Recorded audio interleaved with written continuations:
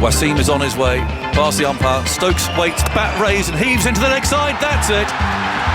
England win the T20 World Cup, and now all England's players come rushing onto the ground as well. That's a famous win, and they're mobbing Ben Stokes.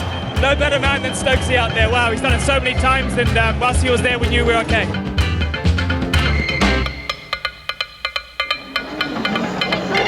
Well, hello and welcome to this, the second T20 international between England and Pakistan. We're at Edgbaston to try again with the start of the men's international summer. The first game a washout at Headingley. This becomes now the first of 3 matches for both England and Pakistan to build up to the T20 World Cup. For England, as we just heard, this is a T20 World Cup title defence, and like that famous night 2 years ago, it is Pakistan against England.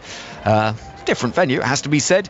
Rather than the MCG under the floodlights, it is a lovely day here at Edgbaston with no danger of rain. There's blue skies, a few clouds overhead, but the covers have been off since early on this morning, and we are set fair for what should be a really interesting game of cricket. And of course, having lost that first match because of the weather at Headingley, there is a little bit of extra impetus on this game, with both sides tuning up before heading to the Americas for that T20 World Cup. England's defence starting in just 9 days' time. So the toss took place around about 15 or so minutes ago. The toss was won by Pakistan, who have elected to have a bowl first, and the big news is that Jofra Archer is in the England 11. 1,379 days since his last appearance on these shores for England. He's fit, he's firing, and he's ready to play in front of what will be a sold-out Edgbaston. We'll go through the two teams in just a moment, but I'm delighted to say alongside me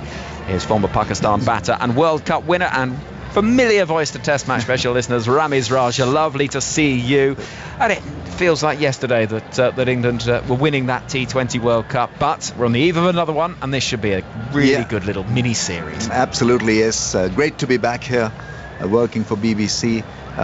I mean, it's a perfect preparation, barring the first game before the World Cup, where you want to size up the opposition, know your strengths and weaknesses, and Pakistan have gone through the experimental stage and now would want to fix things. And the big question is who would open for Pakistan, because they've broken their most successful opening pair, which is Rizwan and Babar, to adjust Saim Ayub as an opener. I think that the mindset suggests that they want to look after the strike rate in the first 6 overs, so hence that change.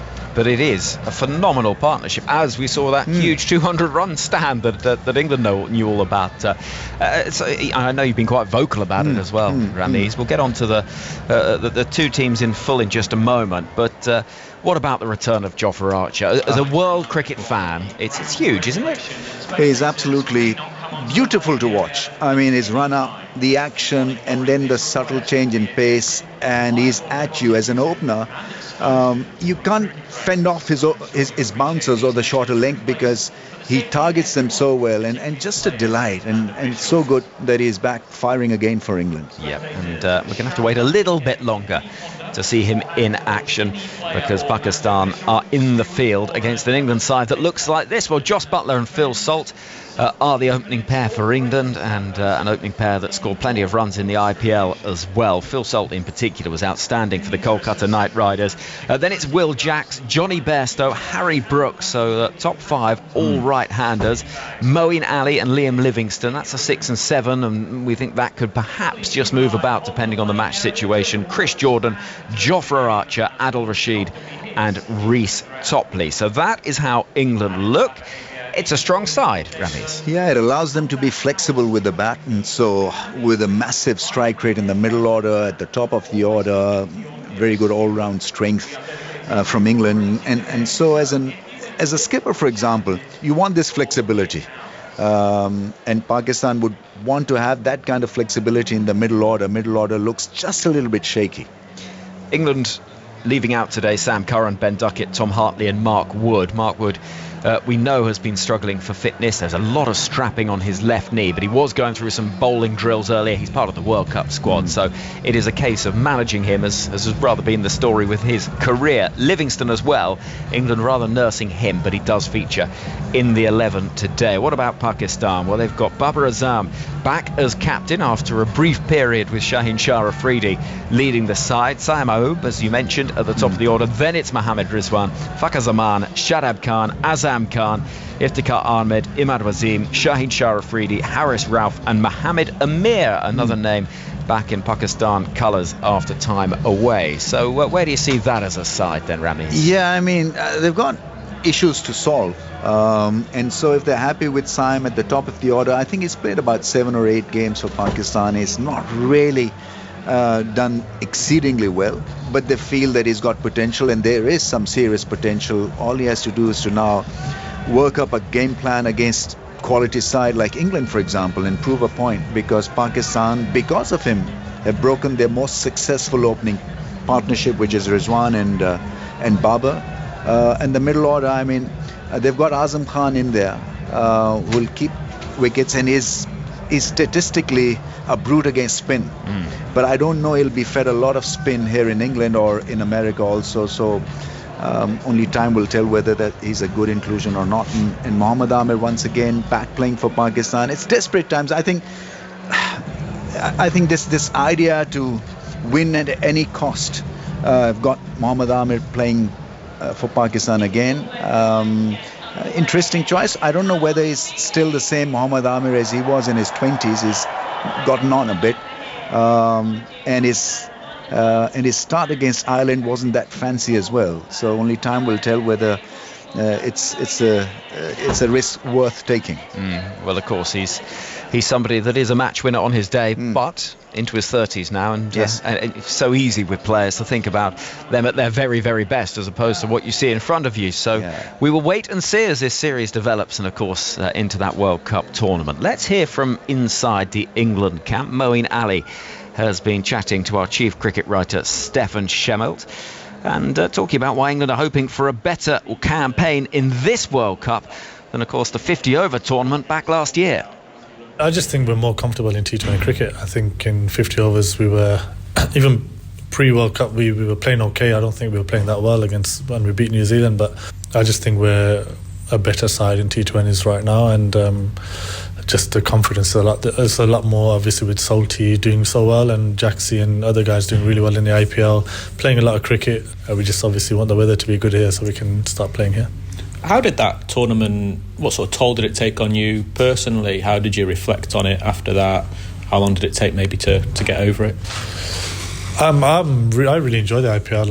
I know it's a couple of months and it's quite long, but I think the franchise makes a massive difference. I'm at a very good franchise and I get looked after well, so I enjoy it. There's a lot of time to train and practice your cricket, and most of the time my family comes out and stuff. I was lucky I had 4 or 5 days before Leeds, but I've had enough time to rest up and get ready for this. How did you move on from the World Cup? Obviously very disappointing, and is in India. I think it would have been the best World Cup to try and win, and we just didn't play well at all, and we just couldn't get going, and so it's just disappointing.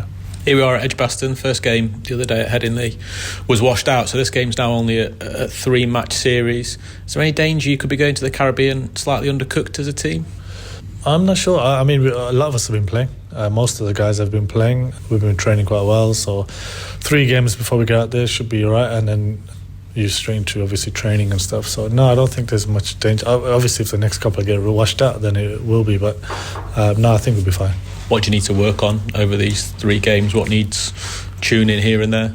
I don't think there's much to be worked. It's more just having the consistency in the side that we're going to look to try and play. Maybe give 1 or 2 guys some overs that we haven't probably seen for a while, and just a bit of game time under our belt, really. And obviously winning is the most important thing. But we want to beat a very good Pakistan side that we've faced in the final, obviously, in the last World Cup. So it's not about fine-tuning and stuff. I think it's Jas and Mati probably know what team they want to start with and stuff, and just get guys settled in their roles. Obviously, something that no one can control is the arrival of baby Buttler number 3. Now, if that comes during the World Cup, are you ready to captain during that tournament? Yeah, 100%. I feel I've captained enough for England now. I've done quite a few games in terms of when I've been vice captain and taken over when Joss has not played. So yeah, I'm pretty cool with that. Obviously, trying to get the timing of the baby right, so Joss doesn't miss many games. But yeah, it's obviously great for him. How do you plan for that as a vice captain? Are you in conversations with Joss and Matthew all the time? Yeah, we talk often. We talk quite a bit. We talk about the side and just tactics and all that kind of stuff. So nothing will change in terms of style of play or anything like that. It's just where he leaves, I just pick it up, and then when he comes back, he just takes over again. What about you personally, Mo? Your mate Adil the other day, I saw an interview with him who said he wants to play for England until he's 40. You've got a 1-year contract with the ECB. Sometimes people think that tournaments can be a full stop. Yeah. What are you thinking about your England future? If I'm playing well, I want to carry on playing. Obviously, I've never put a number on 3 years, 2 years. It could be the World Cup if I'm not playing so well or whatever it is, and I decide, okay, this is the time, then it's time. And just finally, looking ahead, this is your home ground. There could be quite a noisy crowd in there. What are you expecting? Just hopefully the weather's good, get some cricket, and obviously it's home ground, my family and stuff come and watch, and almost sometimes feels like an away game, which is fine, obviously, and it's just great to play in front of great crowds and to be back in England. I mean, we play a lot of franchise cricket and stuff, but there's nothing like playing at home.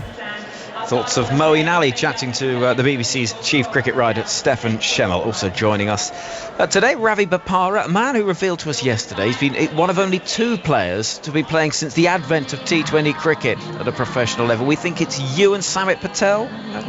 Yeah, I think so. I mean, I saw it on a screen somewhere where I was playing some franchise cricket and someone mentioned it. Well, we'll take it. You know, that sounds about right to me. 2003, amazing. Anyway, you're still going strong and with us today, and lovely to see you. You were also part of our team at the 2022 World Cup. England hugely successful in that tournament, lifting the trophy. Since then, though, they've won 4 games and tasted defeat on 8 occasions out of the 12 T20s that they've played. Where do you think this side is? That's a great question, because I don't think anybody knows where this side is at the moment. I mean, there's some fantastic players. There's a lot of firepower in this team.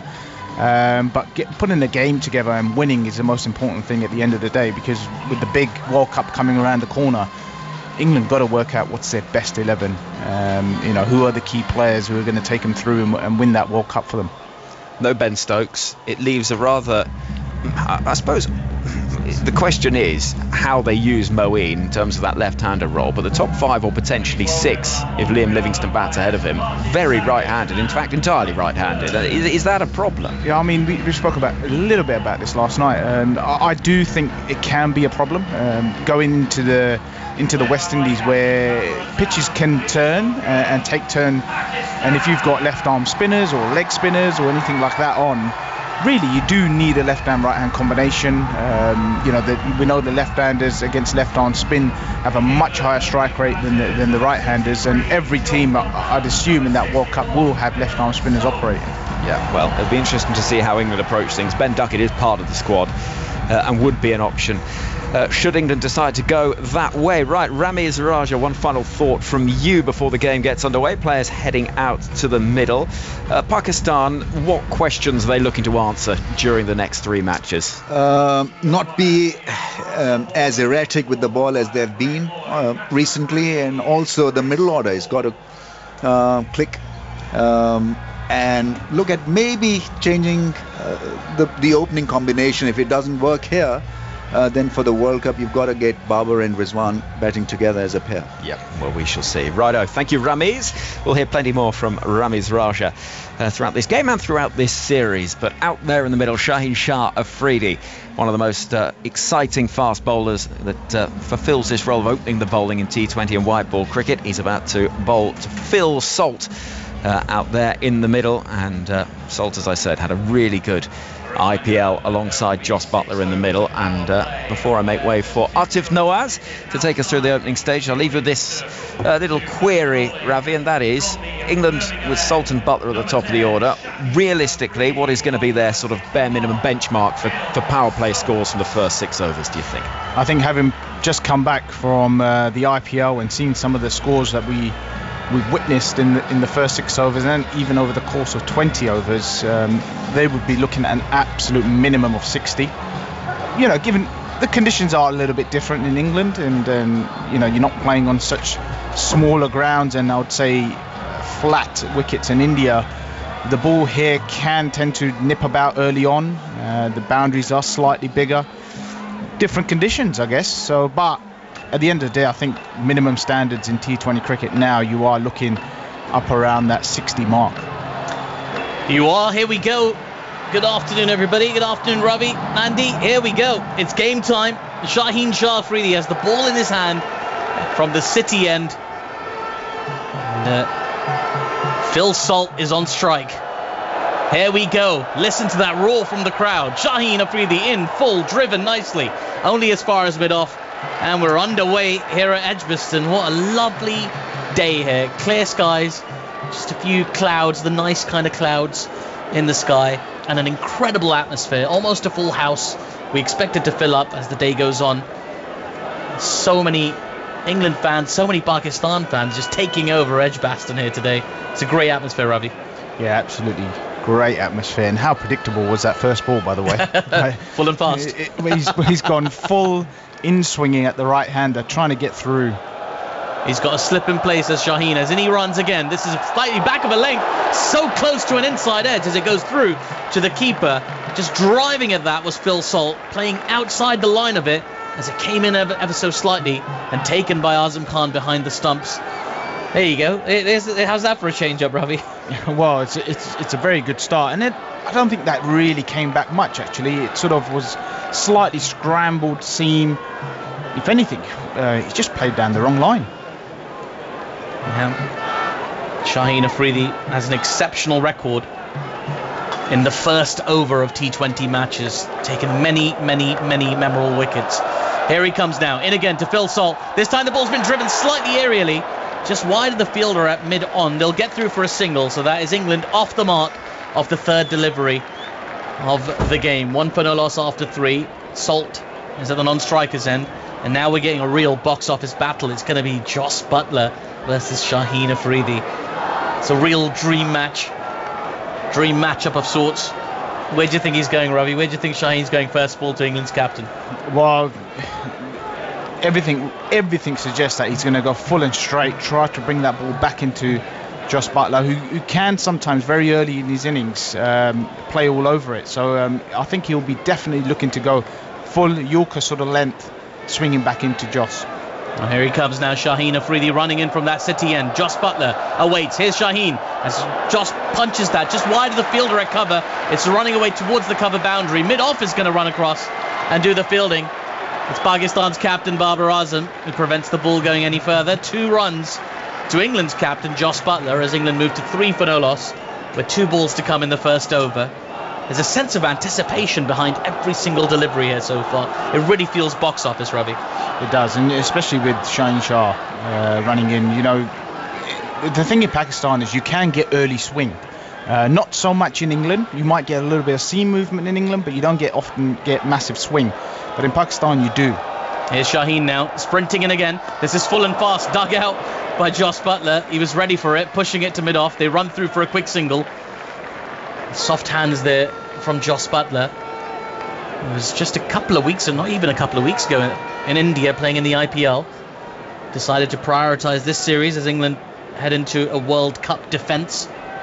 It was, of course, both these teams, England and Pakistan, who contested the final of the last Men's T20 World Cup at the MCG in 2022.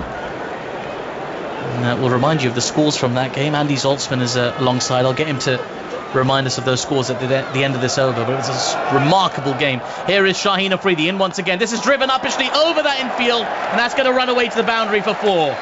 First boundary of the day for England. It's off the blade of Phil Salt, who just punched that into the vacant covers, runs away for 4. England off and running, 8 for no loss after 1 over. And gives us a chance to say a very good afternoon to Andy Zaltzman. Hello, Artif. Yes, that T20 World Cup final in November 2022, a low-scoring tense game. Pakistan just 137 for 8 from their 20 overs, 3 wickets for Sam Curran for just 12 runs, 2 for Rashid and Jordan, 1 for Stokes. England 138 for 5, one with 6 balls to spare. Ben Stokes 52 not out of 49 to see them across the line. But as you mentioned, since that final, both of these teams have struggled somewhat. England won 4 out of 12, as Henry mentioned. Pakistan 9 wins out of 22 completed T20 internationals since then. So both near the bottom of the success table of the top 10 teams in T20 international cricket. Pakistan have played 24 games before this one, 15 against New Zealand, 3 5-match series, none of which they've won, 2 drawn series and a 4-1 defeat. There we go. There's a comprehensive rundown of the recent form of these teams as Mohammad Amir runs in now to bowl the second over of this game. He's just been pushed off the back foot to backward point, and there is no run. Fascinating comeback into the Pakistan side for Mohammad Amir. He's been out in the wilderness a little bit, retired from international cricket, and took that back after a fabulous season in the PSL. Really impressed this year, and brought back into the mix. You've played a decent amount with Mohammad Amir, Ravi. Yeah, I've played a lot of cricket with Mohammad Amir, obviously with Karachi for about 4 or 5 years. He played at Essex for a couple of years, so I got to know him, and he's probably I'm most excited to watch today. Just his comeback, to see how he handles this. He's got a slip in places, and he comes. There's a full toss, inside edge off the bat. Josh Buttler didn't know too much about that one. It was the inside edge. It bounced perilously close to off stump, on the bounce to short fine leg up inside the circle, and there was no run. It's a bit loose from all ends, really. Not the best delivery, not the best shot. The only thing to really commend is the fielding there. I think both Pakistani bowlers are looking for swing. It's obviously not there. They've both tried to get the ball to swing. They've gone really full, and it's not quite happening. One thing you've got to be aware with Mohammad Amir is his slow ball. Here he comes now. Mohammad Amir is in. He bowls. It is quite full. It's been pushed to mid-on. Shaheen Afridi with a throw. It's a wild throw at the non-striker's end. It wasn't anywhere near the stumps in the end. But some early intent from England to run those singles hard, pushing these fielders. They've already done that a couple of times so far in this innings. Nearly into double figures now, going out a run a ball, 9 off 9. Andy Zoltzman gave us that rundown of the recent form. Overall, in head-to-head and T20s, England hold a massive edge. They've won 18 of the 29 games these two teams have played, with 9 being won by Pakistan. And there was a 1-tie and 1-0 result in there as well. So, generally speaking, England have actually dominated the T20 rivalry between these two teams. Won that 7-match series in 2022. Here's Mohammad Amir in once again, back of a length, big swing, no connection. There's a half a celebration behind the stumps, just a token one really from the keeper as Amir beats the outside edge of the bat and the ball that goes across the right-hander. This is the classic left-hander's alternation, isn't it, Ravi? The full delivery and then the one that goes across the right-hander. Yeah, and it's that ball that's dangerous at times when you sort of got it in your mind that Mohammad Amir could swing it back into my stumps, and he just pushes it across you and you sort of already stuck down the wrong line. Here's Amir now, running in again. This is short. It's been muscled out towards the leg side by Phil Salt. They're going to get back for a couple. It is a really quick outfield here. They might even come back for a third. They are coming back for a third. The throw comes in. It's a comfortable 3 for Salt and Buttler. A good bit of fielding out there in the deep from Imad Wasim. Had to chase that one down all the way. It was really lightning quick outfield. Becoming a bit of a rarity in England. A lot of rain around recently. Obviously there was a downpour in Leeds. It was in Derby the following day for the Women's One Day International, and again it had rained there overnight, so the outfield was very slow there too, but no such slowness here in Edgbaston. It's a beautiful ground that Gary Barwell and his team have put together, the head groundsman here. Here's Mohammad Amir. In he comes. That ball beats the outside edge again. Josh Buttler just fishing at one outside off, and the ball just continued to leave him on its way through to the keeper. Good finish to that over from Mohammad Amir. Just the 4 runs from it. England 12 for no loss after 2. Early impressions, Ravi Bopara. What are you making of these the Pakistani bowlers and the England batters? I think that's great skills from Mohammad Amir. He's got the ball swinging away from the right-hander a lot more than he is able to bring it back, and it's probably a little bit to do with his wrist position at the moment. I did see his wrist position on the ball that he tried to swing back, and it wasn't quite in that place where it needs to be, almost a better wrist position to push the ball away from the right-hander, and obviously that's worked, as you've seen with a couple of deliveries that have swung away from the right-hander. Yeah, he's also sporting a shorter haircut today, Mohammad Amir. I think that's the shortest I've ever seen his hair. But he has all sorts of colours in it these days as well. He does. Here's Shaheen Afridi now. In he comes. That ball's been lofted wide of the fielder at mid-on. That might kick on and run away to the boundary at long on. It will. Terrific shot from Phil Salt. Shaheen Afridi over pitching, puts a full toss there, and it is dealt with by Phil Salt. 16 for no loss after 2.1. I think Shaheen has to be very careful of not getting predictable here. What we've seen with Shaheen over the years is that he does like to go really, really full, try to get through the batters, but these are two quality batters. They're not going to miss out on long half volleys from Shaheen. Just struggling to find that magic area at the moment is Shaheen. Been the more expensive of the two opening bowlers thus far. Here he comes now into Phil Salt again. This is full, much better length that time. Big swing from Salt, thick inside edge, trickles away towards square leg, and they'll get through for a single. Just keep an eye on the umpire. It was some bat on it for sure. Salt's looking good though, looking his attacking best. 12 for him off, in fact 13 for him now off 7 deliveries. Shaheen's just persisting with that full ball, isn't he? He wants it badly. He wants to get through the defences, or the little push down the ground. He wants to get through, but the ball's just not coming back enough. And he's just standing at the top of his mark, waiting for Jos Buttler to be ready. Buttler with that open stance awaits as Shaheen Afridi runs in. This time the ball's been driven straight down the ground. Beautiful contact from Jos Buttler. That's going to run away to the boundary in the far side end, the city end. Warm applause from the crowd here as England's captain hits his first boundary. England 21 for no loss off 2.3 overs. He didn't really get a hold of it as much as he would have liked, but still very effective, Ravi Bopara. No, he did try to make a little bit of room there. He's obviously predicting that Shaheen's going to go full again. He wants to make a bit of room and crash him through the offside. Just turned the bat early. Probably suggests that the pitch might be a little bit slow. A lot of runs scored on this surface in the county championship this season. As here is Shaheen Afridi again, going full again, and Jos Buttler just digging the ball out to extra cover for a crowd catch.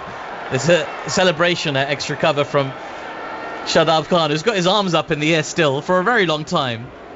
I think he knows it was a bump ball, and he's just sort of teasing the crowd a little bit, but a few mind games maybe. He's still sort of asking the question, but it clearly went ball, ground, and then in the air to... He needs to give up on that one.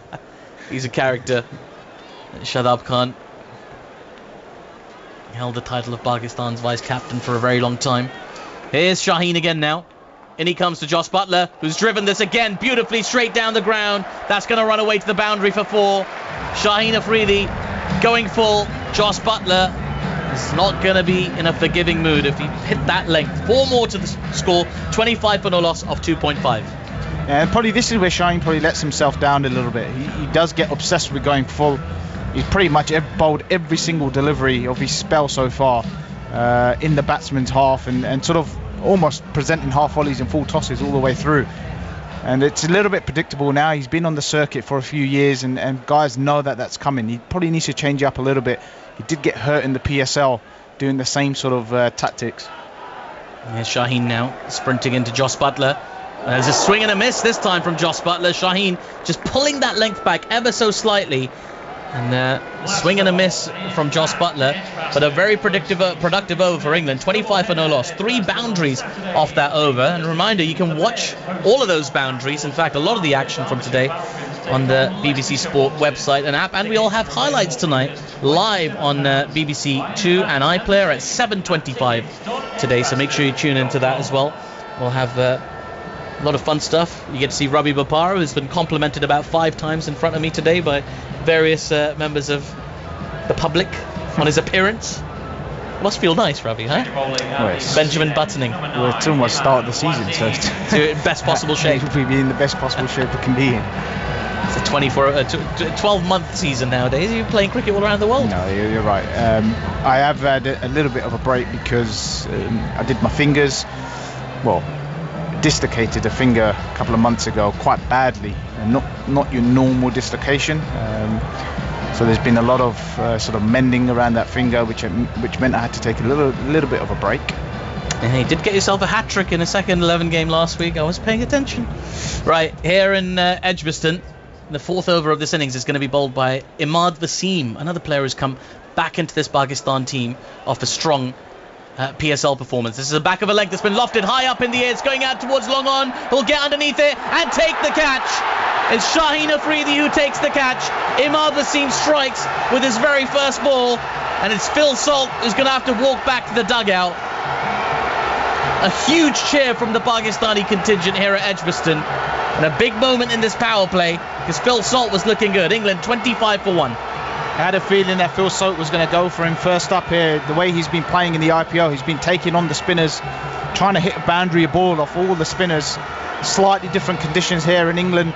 Ball just sits up a little bit more. You can mistime it here if you haven't got yourself set and you haven't had a look at the spinners, and he's mistimed that. It was a great catch actually, running round to his right from Shaheen Shah. Never easy when your head's bobbling about and your eyes are not still, being able to grab the ball, but he's done well there and he's taken a tumble after it as well, so it's a good start for Pakistan here. Yeah, much needed wicket for them, but this England lineup, it just keeps on going. Out goes Phil Salt, in comes Will Jacks. It's a team full of gunslingers, this, isn't it? If you look at that, look at that England lineup. You've got Johnny Bairstow, Harry Brook, Moeen Ali, Chris Jordan, Liam Livingston. Like, everybody is sort of tailor-made for the short form of the game. But you'd like a left-hander now, wouldn't you? Yeah. Imad Wasim bowling, you won't mind a left-hander coming in now to take him on for these 5 deliveries, because it's an opportunity for any left-hander to come in and try getting sort of 3-4 boundaries off this over. Even if it's his first 3 or 4 balls, you can take it on with the field up. And Will Jacks is one of the most exciting players in this English lineup. Him and Phil Salt opened the batting together in the SA20 a little bit earlier this year. Both very, very exciting players to watch, and Jack's just taking a moment, setting himself, not going to be rushed, as Imad Wasim comes in and bowls to Will Jacks, who just punches his first ball down the ground to long on. Shaheen will do the fielding. He'll take a single to get off the mark. 26 for 1, England after 3.2 overs. So a huge Pakistani contingent here in Birmingham. Very common. We see that every time we come here. Lots of green all over the stadium. Yeah, you do get that. Well, most grounds around England, if India or Pakistan are touring. Here's Imad Wasim in once again. As Jos Buttler flicks that ball behind square on the leg side. And the fielder will get the throw back. It'll just be a single. And warm applause from the crowd for that bit of fielding in the deep. The English supporters usually massively outnumbered in these sort of games. So in the women's internationals recently, I've seen a much bigger turnout for the England teams than the Pakistan team, which is unusual, as you say. Here is Imad Wasim in again. That ball's been punched only as far as Mohammad Rizwan, mid-wicket. One of the most popular players in the team, gets a cheer for his fielding. It's quite unusual to see him as an outfielder, isn't it? Because they're so used to seeing him behind the stumps. Azam Khan is taking up the wicket-keeping duties for Pakistan. Here's Imad Wasim into Will Jacks now. This is short. Jacks punches it right back to the bowler, who fields in his follow-through. This is what he does, Imad Wasim. He just gets through his overs really quickly. Keeps the pressure on the batter very quickly back in on him. Jacks isn't going to let him do that, though. Will Jacks just taking his time, eyeing up the field change. Now long off is coming back up inside the circle to mid-on. Babar Azam has gone back from mid-off to long off, I beg your pardon. And there's a deep mid-wicket in place as well. Anticipating a big shot as Imad Wasim comes in again, as that ball's been cut nicely, only as far as cover, and there is no run. So a very, very tidy over that from Imad Wasim. Just the 2 runs off it, more crucially the wicket of Phil Salt. England 27 for 1 off 4 overs. It's a picture of Moeen Ali on the big screen doing a really unusual slow clap. Andy Zaltzman.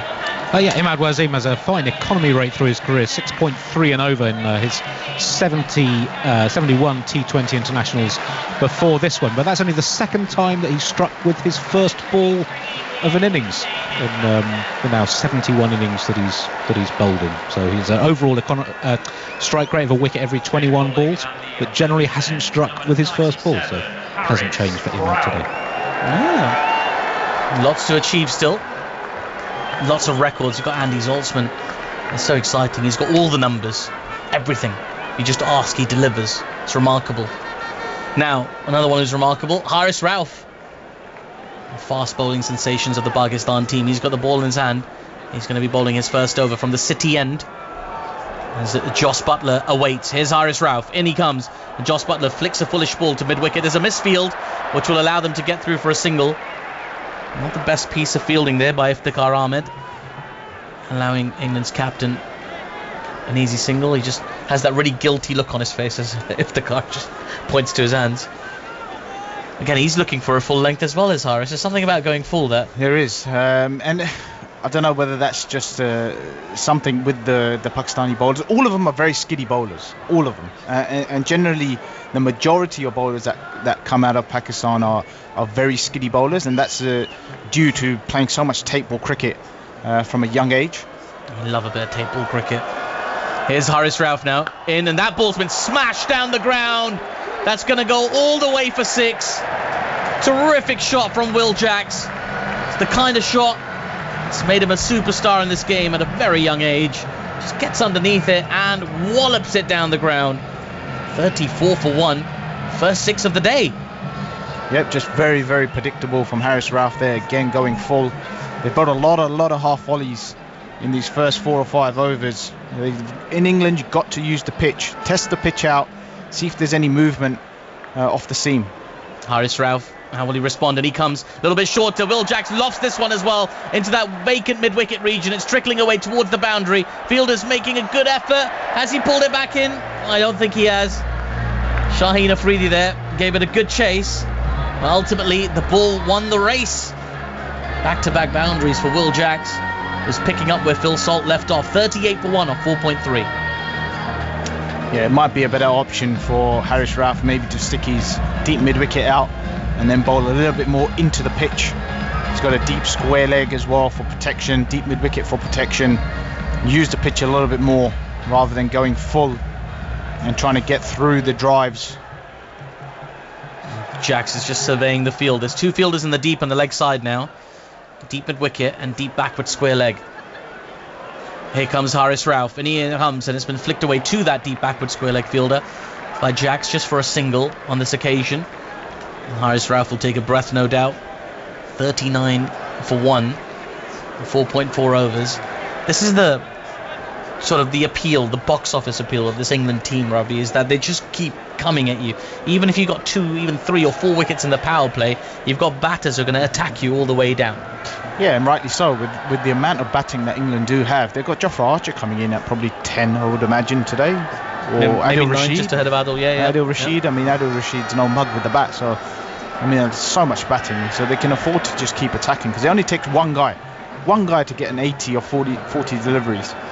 Here's Haris Rauf in again. That ball's been flicked out towards deep mid-wicket by Jos Buttler. They sprinted that first one, looking for the second, but Shaheen Afridi, the ball sort of following Shaheen around in the field, gets the throw back in. There's a single there, and England move on to 40 for 1 of 4.5. I just spotted Azhar Mahmood in the dugout for Pakistan sporting a bucket hat. They're taking over the world, these bucket hats. I know they are. Are you a fan of a bucket hat? I've never actually wore one. You're kidding? No. I've had some given to me in my kits that have been given around the world, but never really put it on. Something for our social media later. Here's Haris Rauf now, as that is a glorious shot from Will Jacks. Didn't really get all of it, but it's such a safe shot to play. He's going to run away to the deep third boundary for 4. He made a bit of room for himself, got a thick outside edge, and the pace of Haris Rauf just carried it towards the deep third boundary on the bounce. It's turning into a very strong power play for England. 44 for 1 after 5 overs. They've lost that wicket of Phil Salt, but everything else has gone their way. Your thoughts on the first 5 overs, Ravi, and what it is that England have got just so right, and then Henry Moran's going to take up commentary. probably been evens for me at this stage. Pakistan, I must admit, have got their lengths wrong with their seamers. All have bowled a little bit too full. That's where they've been punished. There's been no shots played off the back foot. They haven't really tested the pitch out at all. Mohammad Amir has probably been the best seamer of them all, with a little bit of movement, much better length than the other two. But I'd say evens now. Although Pakistan did take a wicket in the 4th over, which is the ideal time to take a wicket, as the batters are getting set to get a new batsman in the 5th over, but they've still managed to keep scoring. Amir starts a new over. Buttler wallops into the leg side. Work to do for the fielder at deep square leg in front of a bank of supporters in the Hollies, in the sunshine, who are up and about and enjoying that piece of work way out there in the distance from Saim Ayub.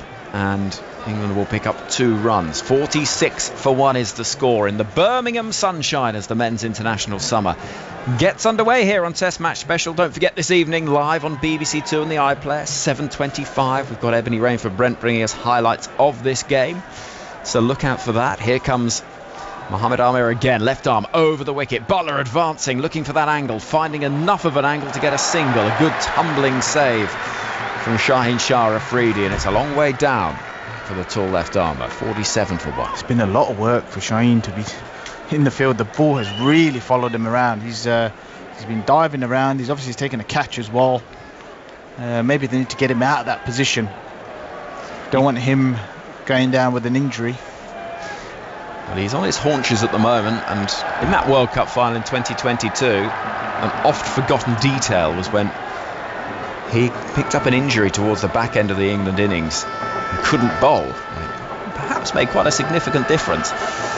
Moving around in the crease is Will Jacks, trying to take that step to the leg side. He's followed by Amir, and in the end just taps towards mid-wicket for 1 more.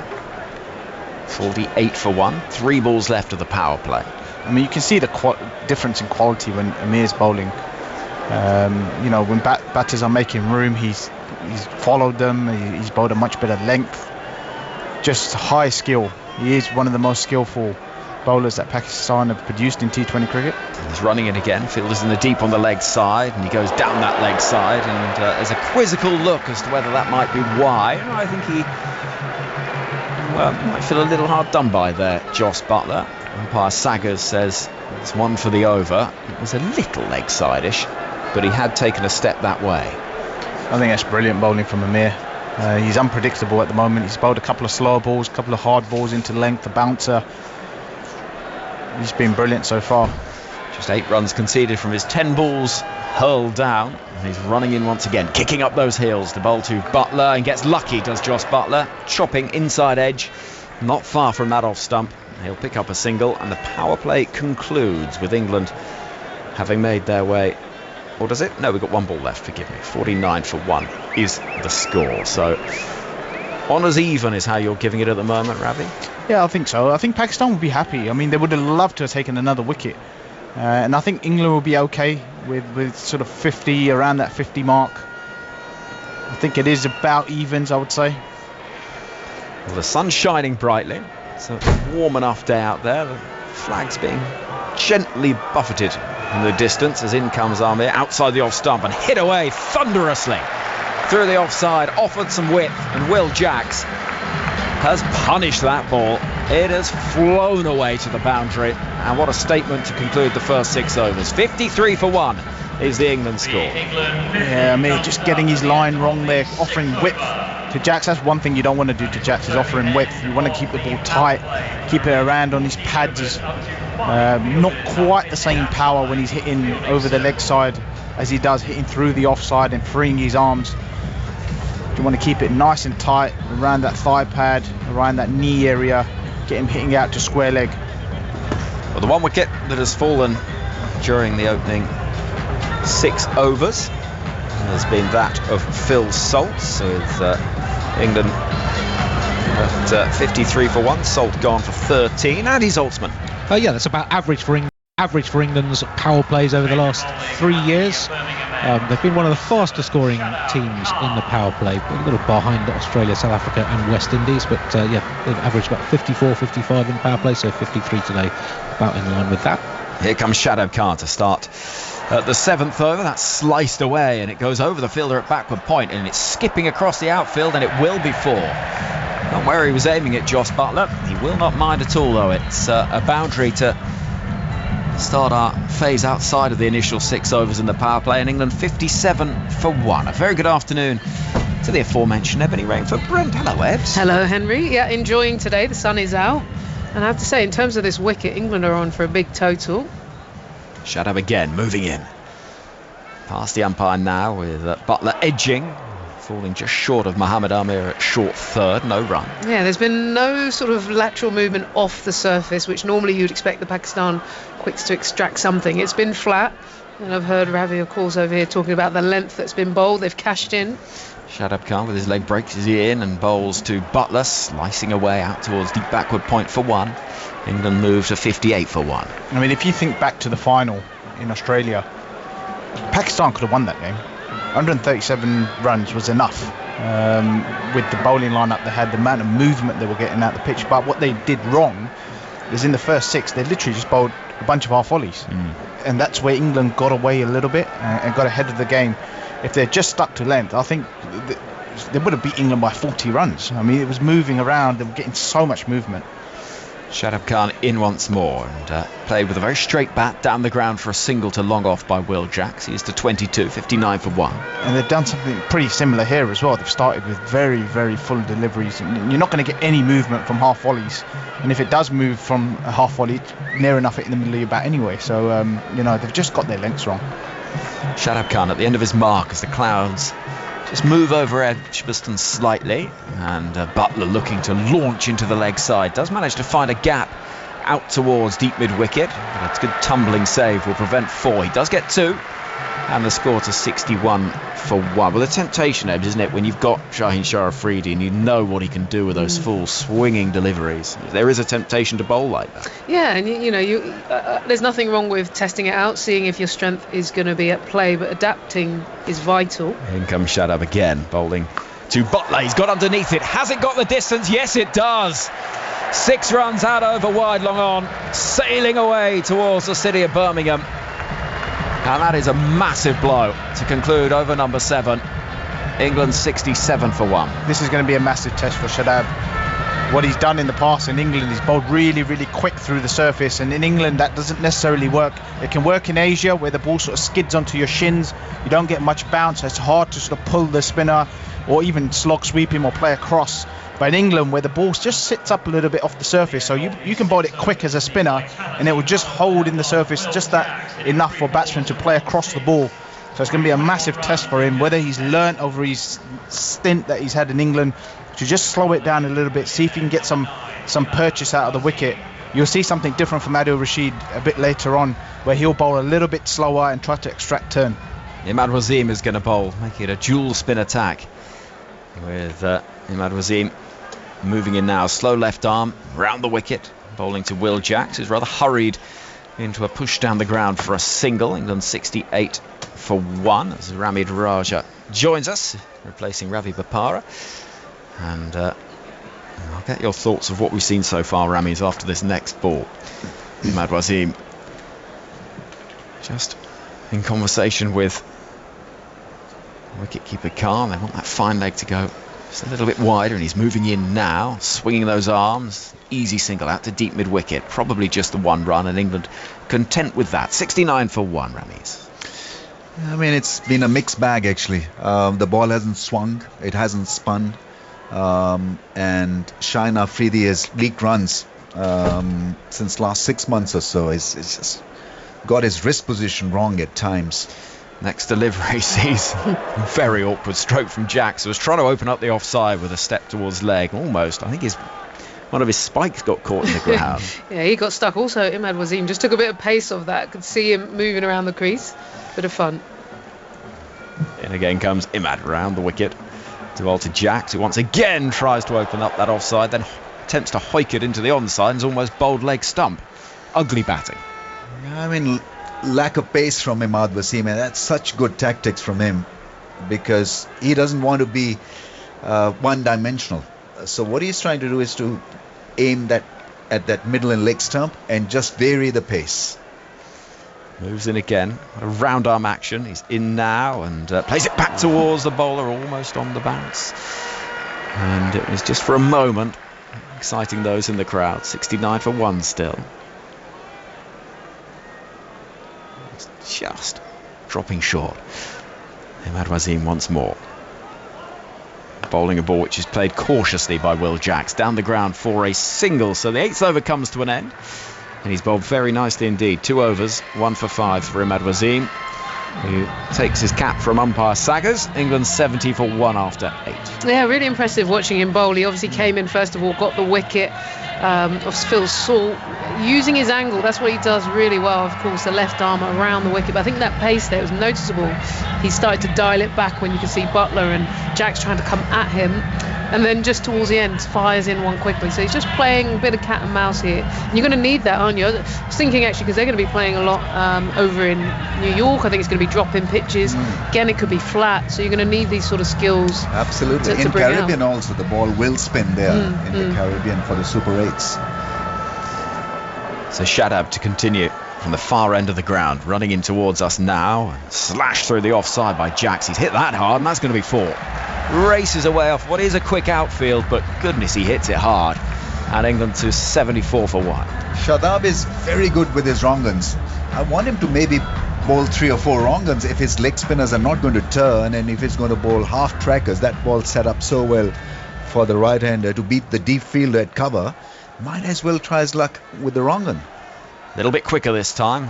Thrashed through the onside, out to deep mid-wicket for a single from Will Jacks, who scored 100 in the IPL for RCB. It left Virat Kohli open-mouthed. It became a bit of a meme, but brilliant innings. Yeah, IPL's been good for some of the England boys. Buttler, Bairstow, Jacks 100. Jacks getting a look in at 3.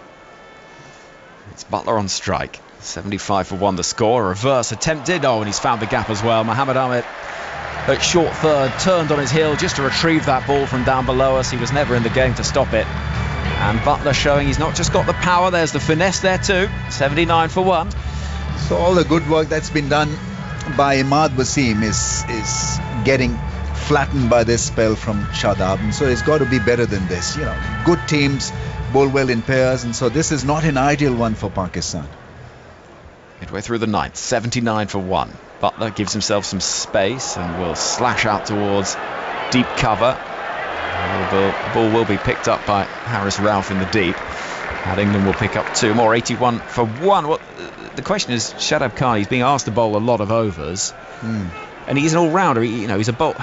He's not a front-line bowler in that sense. Yeah, I mean, leg spin is about confidence, isn't it? It's a difficult art. He's in now, bowling to Buttler, who will go behind square on the offside. Long chase for the fielder. I think the ball might win the race, and it does. A combination of fielder, rope, ball, and eventually a cheering Holly stand. We'll see 4 more onto the total. 85 for 1. Yeah, so his confidence is low, and you can make out from how he's bowled so far. Variation in lengths, and somehow has been smashed through the offside, through the leg side. There's no control, unfortunately, and he's been under the cosh. There's been criticism regarding his selection just before this tour.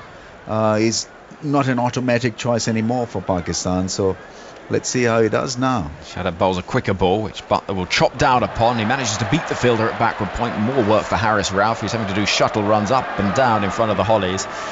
And it will be a couple more to the total. 87 for 1 then. 9 overs gone. An expensive over that one, with 17 from it, Ebony. Yeah, and also just looking at how he finished up, you can see he was getting quicker and quicker and quicker, and that's what happens when you start to lose your rhythm. You start to bowl a bit flatter, but then for the batters, you can just work that pace. So Buttler using that pace into the offside, guiding it down.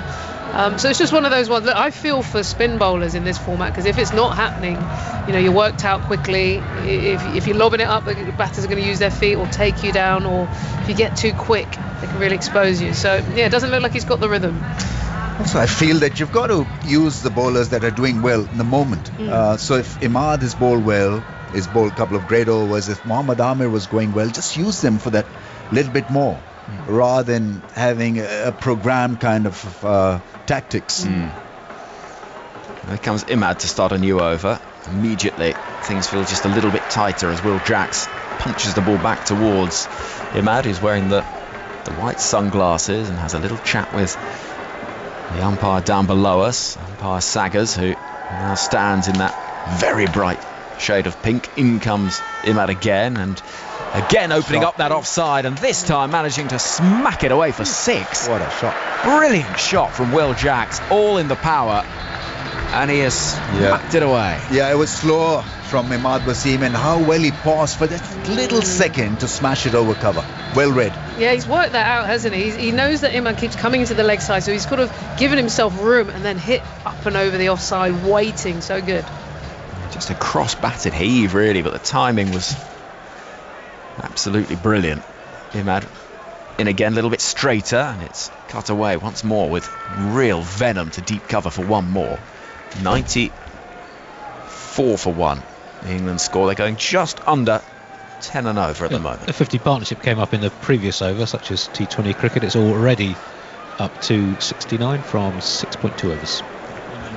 Dangerous. Here is Imad Wasim once more. Forward with a straight bat is Jos Buttler, who's creeping towards a half century. He's on a 46. I think the other issue here for Pakistan is the only bowler who's going well, Imad Wasim, he's keeping it under 5s. Everyone else is expensive, but he's almost done. After this, that's 1, and then you've got to go back. So they've got to find someone to just really keep things tight. Jack's on strike, rather hurried, but he does manage to get bat on it towards Iftikhar, who's fielding way down below us at wide long off. 96 for 1 ball left of the 10th. Saim Ayub could be a good option, actually. He's a bit of a mystery bowler. He bowls off cutters and leg cutters, and during PSL in a couple of matches is really good with the new ball, with the fielding up in the circle. Around the wicket, left arm spin from Imad as the ball is punched to cover by Jos Buttler, who will remain on 46, halfway stage of the innings then. And the score 96 for 1. Atif Nawaz is standing by to take over, but Ebony Rainford Brent, tell us, you're on television this evening. Yeah. Talk us through it, and then Atif Nawaz. Well, good job. There's a big sign in front because I completely forgot the time. It says plug highlights. Luke, the producer, I'm assuming that's you. The highlights are on BBC Two, iPlayer, 7:25 p.m. Myself and Ravi are going to be chewing the fat, getting the game analysed. We've done obviously the early bit, but I'm sure there'll be lots of insight. And then, of course, Atif, we're on the radio making magic. This is it. This is where the magic happens. But do watch that highlights program. It's great fun, and it's definitely worth watching just for some of the shots we've seen in the last 25 minutes or so from England's batters. Just some remarkable stroke play from Jos Buttler and Will Jacks. And I wanted to ask you actually, Rami, watching Shadab, I was just getting a feel for it outside. Incredible atmosphere, by the way. It's just like the noise and the sound from the Pakistan fans and the England fans. Like Shadab, just watching him, it feels like he's reluctant to give any real flight to the ball. He's pushing it through really quickly. For me, that speaks to an insecurity about getting hit. Yeah, I mean, flighting a ball when you're a little less confident can be tough because your shoulder is dropping a little bit and you're worried about being put away for runs. And I think if you suffer from such consequences or such a circumspect mindset, then obviously you're going to struggle. And it's been a long, unfortunate sort of 6 months for him, where he's gone for plenty of runs, haven't really picked up wickets. One reason why Pakistan were doing so well in T20 cricket, they were the best side in the world about a year back, was because of Shadab's performance in the middle of the innings. He would come in over number 8, 10, 12 and pick wickets. So I don't mind him giving away runs, but at least he should then pick up a couple of wickets. Just break the rhythm of the innings. He's not done that in the last 6 to 8 months, unfortunately. He only played one game of that series against Ireland. Figures of 0 for 54. Yeah, that's a lot against Ireland. Yes. So the Ireland series, I didn't follow deeply, but I looked back at the results. It wasn't the sharpest of performances. Obviously, they won 2-1. There was a 5-wicket loss in there. Yes, because the press hammered them after they lost the first game in Pakistan. Pakistani press was not very shy. Pakistan get hammered in any case, whether they win or lose. Yeah, that's very true. That's just the nature of that's the nature of the beast. Yeah. Former CEO of Pakistani cricket telling you that, getting a little insight there. Yeah. But here we are at Edgbaston. Wonderful, wonderful atmosphere. And England have made a terrific start here. 96 for 1 after 10 overs with Will Jacks on 37 off 22. Jos Buttler 4 away from a half century. He's got 46 off 29 balls. And Haris Rauf is coming back into the attack. just looks like a batting paradise. I bet there's a few Birmingham Bears players looking at that surface, licking their lips at the prospect of a T20 blast here.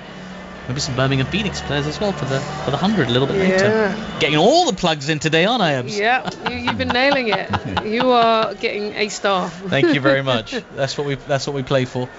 Now then, Haris Rauf from the City end runs into Will Jacks, who drives this ball up. He's caught at backward point. Terrific catch. It was flying. It went at some speed to Shadab Khan, who was just bowling, but he's managed to hold on to the catch, and England lose a second wicket. It's Haris Rauf with a breakthrough, and Will Jacks goes for 37 of 23. England 96 for 2. Yeah, it was, I think, the off-cutter that did the job. Slackened the pace, and nice catch by Shadab. He's an excellent fielder, very good at point, and he needed that also, Rauf, because this is his comeback game after injury. And Pakistan had benched Naseem Shah, opted for Haris Rauf, and well, his delivery, his strike rate is very good. He's picked up 90 wickets in 60 odd matches, but he goes at a high rate. And Pakistan still the best bet in the middle phase of the innings, Haris Rauf, so he gives them such kinds of breakthroughs. Yeah, he's had a tough sequence as Haris. He's not played for Pakistan since the PSL. Yeah. And they had that difficult tour in New Zealand as well. But Lahore Qalandars, his team in the PSL, had a horrible run this year, finishing at the bottom, as off the back of winning 2 back-to-back titles as well. So he's looking for a bit of confidence. The selectors have shown him confidence, picked him in that World Cup squad. There was a little bit of discussion about Zaman Khan. Yeah. There's a couple of players in that mix who didn't get the call. Hassan Ali's he's been omitted as well. Left out, wasn't he? He's back to Warwickshire. I like Abbas Afridi actually. He's not playing in this game, but he hits the length. We talked about Pakistan bowling half volleys in the first 6 or 7 overs. Now, Afridi is someone who will hit the length hard. And I think that is what Pakistan probably need during the World Cup games. Johnny Bairstow in now as Haris Rauf bowls. Bairstow swings and misses outside the off stump as that ball goes through to the keeper. There is no run, and Johnny Bairstow is doing a bit of gardening. He's walking almost side by side with Haris Rauf as he tracks back from his follow through. I think Rauf is a bit fired up here. He's smart. He's come back into a new spell, knowing he needed to create something here. First ball, slower ball, off cutter gets the wicket. This time, whips that arm through, really tries to force it through to the keeper. And just tries to give a few words. I like it to Johnny Bairstow. Let's get things fired up. We like it. Bit of fire out there in the middle. Here's Haris Rauf now, coming in to bowl to Johnny Bairstow, who's been trapped in front. There's a big appeal for LBW. The bowler was convinced. He's now talking to the keeper. Looked a little bit high from our perspective here. We'll see if Pakistan want to review. Azam Khan doesn't look as enthusiastic as Haris does, who's turning and pleading with his captain Babar Azam to review. I don't think Babar's super interested either. No one's interested but Rauf. Oh, they've gone for it. They've gone for the review. So Babar has been convinced. It was Haris. He was absolutely sure. You have to be careful with a seam bowler as well, because the adrenaline is running. Rizwan's going, mate, this is going down leg here. Yeah. I felt that it was going down leg as well. Let's see. It's just shaping. Poor Azam Khan got an earful from him. Why aren't you backing my appeal? Because he wasn't really passionate about this, or as passionate. Well, let's have another look at it on the replay. It looks like it's sliding a long way down leg, if we're honest. Russell Warren, the TV umpire today, that might be an easy one for him. He will take a look at ball tracking, but I'm fairly confident. Nowhere near the ball. Now the Pakistani fielders, meanwhile, have seen that replay and scattered. They're not even waiting for the TV umpire, and Haris Rauf is just trying to avoid his captain's glances at the moment. He was so sure, but no one else in the ground was. Would make a very bad umpire. And it's going to be missing leg by miles. I don't even think the TV umpire went for ball tracking. He was that convinced. So it's we're going to have ball tracking eventually. There we go. It's pitching in line. Its impact actually is outside leg stump as well. Never mind going on to hit leg stump. So that's a shocker of a review from Pakistan, led by Haris Rauf there. Babar won't be pleased. And Johnny Bairstow survives. 96 for 2 England, halfway through the 11th over. Here's Haris now, running in hard to Johnny Bairstow again. This is a short ball. Bairstow rides the bounce. guides it to backward point. There is no run. I was just thinking, where has this been for a little while? Ralph has come out, sort of off cutter first ball, quicker ball next ball, digs one. He's made it really difficult in this over by variation and control. It just felt like they've been lacking this bit of impetus for a little while. So good to see that those white ball skills when it's not moving are really coming into play. Yeah, he's more than just a quick bowler, Cyrus Ralph. More than just speed. He's showing some of his skills now. Here he comes to Johnny Bairstow. Another short ball. Bairstow rides the bounce. Doesn't quite time it. Goes down towards a fine leg. They'll take a single as Ahmad Wasim gets the throw back in. 97 for 2 off 10.5. And now Ralph's going to get a crack at Jos Buttler. A very impressive over so far. So we've seen the off cutters, we've seen the length ball and this shorter ball at pace. And just an ideal kind of 4 balls to a newcomer. Yeah. Bairstow not exactly settled out there. Yeah, Johnny Bairstow, fresh off a run in the IPL, arrived last week as well. Him, Jos Buttler, several England players. Here's Haris Rauf in again. That ball's been pushed off the back foot by Jos Buttler, who goes to extra cover. There is no run. Mohammad Rizwan fields, and that was an outstanding over there from Haris Rauf. Kept things very tight. Just the one run and the wicket coming off it. So a good little sequence for Pakistan. And Andy Zaltzman. Yeah, the partnership between the Buttler and Jack's 71 from exactly 7 overs. Jack's is 37, as you mentioned, 23 balls, his second highest in his 12 T20 internationals. Still waiting for his first half century. I don't think we'll have to wait too long. He's a cracking player as Will Jacks. Yeah, he's looking good. Fast hands. Taking it on. Obviously got out to cutting one to point, but overall you'd say the rest of it looked flawless. He's going at the speed that England want to set the tone. Yeah. Exciting. I was at the Oval when I saw Will Jacks become one of a handful of players to score 100 in the 100. It was just phenomenal ball striking. What game are you not at? That's the better that is a better question. What game are you not at? I'm everywhere else. I'm everywhere. I was watching the Charlotte Edwards Trophy yesterday. Nice little knock from Georgia Elvis. Here is Shadab Khan in as that ball's punched to backward point for no run. And you'll be there tomorrow. Well, we will be there tomorrow. We'll be there tomorrow in Taunton and then in Cardiff and all over the place. You're everywhere.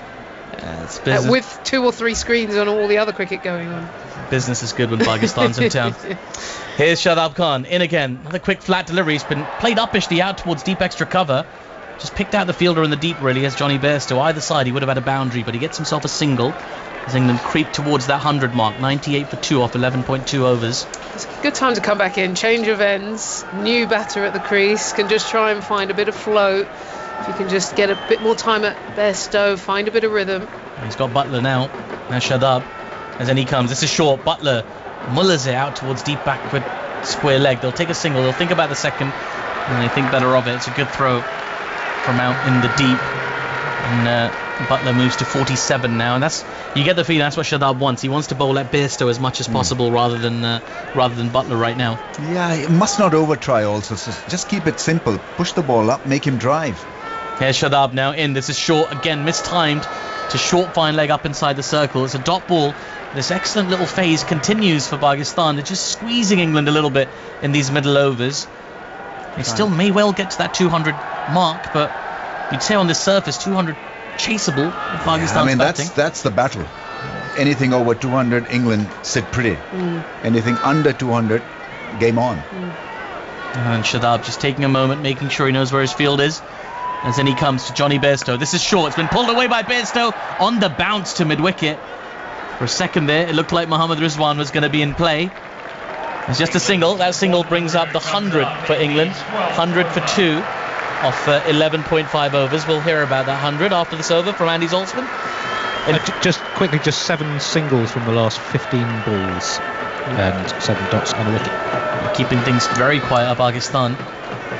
Seen a lot of those Pakistani jester hats flying around here today. They're a popular choice. Here's Shadab now in. This is short, cut nicely by Jos Buttler out towards deep extra cover. Again, it'll just be a single. So 12 overs gone now. England 101 for 2 after 12 overs, going at 8.42 and over. And the game is very much in the balance, Ebs. Yeah, I was just going to ask Andy. So it feels like it's just since the wicket, it's just slowed down a bit. What's the last couple of overs gone for? The last 2 overs have gone for 1 and 4, and After that 6 by Jackson, the second ball off Imad, there were only 3 singles off the last 4 balls of that over. Yes. So 8 runs from the last 16 balls, and they had scored 66 off the previous, just doing some very quick mental arithmetic. Under pressure. 32. Awesome. So yeah, you can just feel it changed, hadn't you, since build up the wicket. Haris Rauf has been excellent, and Shadab Khan backed up. Here's Haris now in for his third over, full and fast, dug out by Jos Buttler. That was an excellent Yorker, and it takes a batter like Jos Buttler, having faced 33 balls, to keep that out. 90-mile-an-hour Yorker. Yeah, and he's keeping them guessing, because we've seen, as I mentioned earlier, the slow balls, the cutters, the shorter length, and this wonderful Yorker. The Edgbaston crowd very much invested in this action. They've seen some high quality action already, led by England's captain Jos Buttler, 2 shy of a half century here in the second T20 of this series. Here's Haris Rauf into Buttler. There's the scoop shot, played to perfection. A quite remarkable shot there from Jos Buttler. Just moved across his stumps, got his bat in position, and scooped-de-whoop all the way over fine leg for 6. 107 for 2 England. What a shot, Rameez. You got to see it right there. Yeah, absolutely. Stunning shot, really, because he didn't look panic-stricken at all. It was just fine, calm movement, and he knew exactly how to craft it over the boundary for 6. Remarkable shot. I think he guessed it absolutely right. Yorker length put away over fine, over keeper's head, in fact, I think.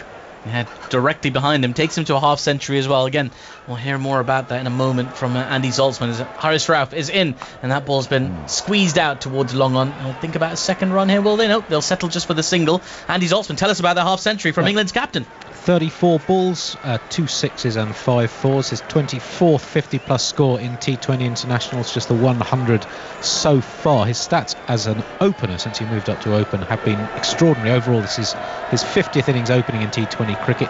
He's averaging 48 with a strike rate of 151.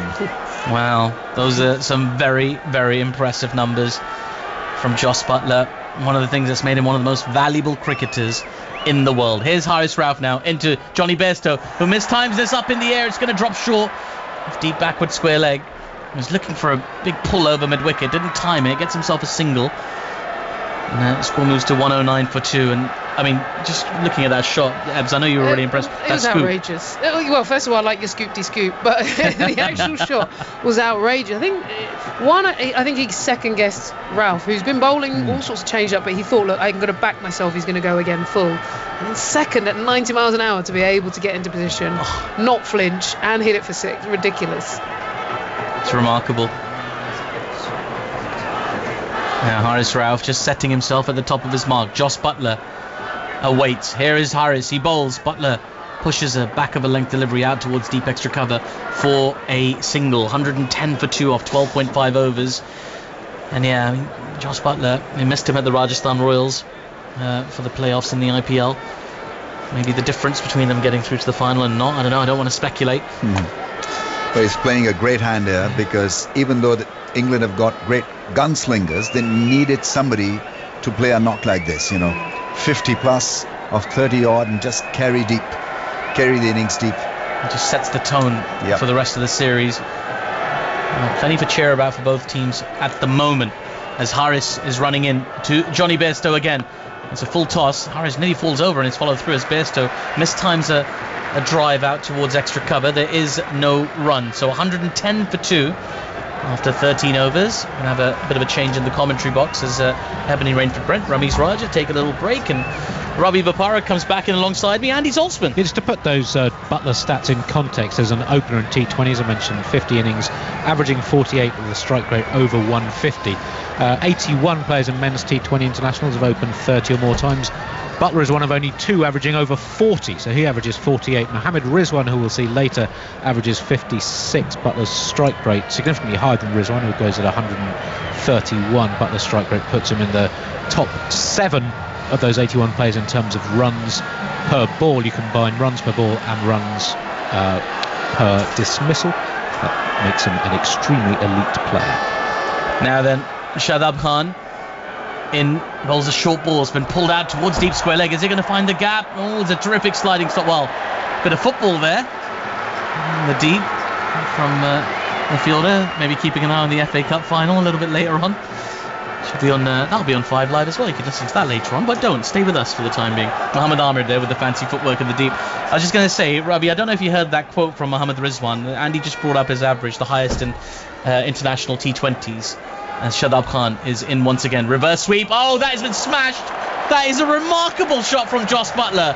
A reverse sweep over deep extra cover for 6. That is extraordinary. Just unbelievable hitting from England's captain. What a shot that was, Ravi Bopara. Well, it's fantastic to get power when you switch over like that. He hasn't switched his hands around, he's only just switched his legs around, and still to get that power to hit it in front of square for 6 is an unbelievable effort. It also suggests that Shadab is bowling a little bit too quick. Still. There's Shadab in again, who's looking for the same shot this time as Buttler. Doesn't really get it right. There might be a run out here. Oh, it's a misfielding. There was a miscommunication between the batters. They were both sort of stranded in the middle, but there wasn't a clean pickup at backward point, and hence Buttler and Bairstow survive. It's just all going Jos Buttler's way at the moment. That shot was so remarkable. He basically turns himself from a right-hander into a left-hander and just executes with perfection. Here is Shadab in again. This time the ball's been hit up in the air. Is it going to go over the mid-wicket boundary? It is! A 6 for Johnny Bairstow. His first of the game so far. Terrific timing. The longest boundary here at Edgbaston as well. He picks it out with ease. 125 for 2 England after 13.4 overs. Yeah, they're going really well here. 125 for 2. At this stage is a great position to be in. It sets them up really nicely for the last 36 deliveries. And Shadab now into Bairstow again, who looks for the same shot once more. Bit quicker from Shadab, and it's just been mistimed already out towards deep backward square leg for a single. And it's a big over for England already. 26161. Sounds like an extension code, doesn't it? 126 for 2. I was going to say, so they brought up Rizwan's average to him, and they said to him, do you ever look at your average? And he said, I think only average players look at their average. I don't know if that was lost in translation a little bit, but it caught on as another short ball's been pulled away by Bairstow. He might have found the gap here. It is. In fact, that was Jos Buttler who's put that ball away between deep backward square leg and deep mid wicket. Bang in the middle of them. Jos Buttler has another boundary. The Barbershop Quartet enjoyed that. 130 for 2. I don't know where he's got that quote from. I'm pretty sure he looks at his average. I'm pretty sure. Everyone does, right? You'd have an idea of it. You know, look, not necessarily every batsman looks at his average. I certainly didn't look at mine over the last. I haven't over the last few years because I don't really care what my average is. I'm more interested in see if I can win games of cricket or have impactful innings. I think that's more important now in this format, especially. There's a lot of impact in that last over, I can tell you. So many runs coming off it. 2, 6, 1, 6, 1, 4. 20 off the over from Shadab Khan, who's had a day to forget. Figures of 0 for 55 for him from his 4 overs. I think it'll be important for the spin coach, I think, of Pakistan to have a chat with Shadab and just... It's Shaheen is running in from the city end, back into the attack. He's pushed it wide. The umpire says it's okay. As Johnny Bairstow looks longingly the umpire, but just shakes his head as well. Like, no, he's fine. It's a dot ball. Yeah, the spin bowling coach, you reckon, needs to have a chat with Shadab. One of the challenges of playing all around the world and being a world-class player is being able to adapt to different types of conditions and what type of deliveries you should bowl in Asia, for example, and what type of deliveries are useful and what type of bowling is useful in places like England. And those things you've got to know, and you've got to know them early so you know what you're going in with. Here is Shaheen. This time the ball's been skewered really. One bounce forward to long off. Johnny Bairstow, he's just such a beastly batter when he's going after you. So hard to contain. He's moved on to 15 in a flash. England 134 for 2. And you got to know what works in different conditions. And the Rashid Khan type of leg spin, where it's quick into the surface, doesn't necessarily work in the UK, in England.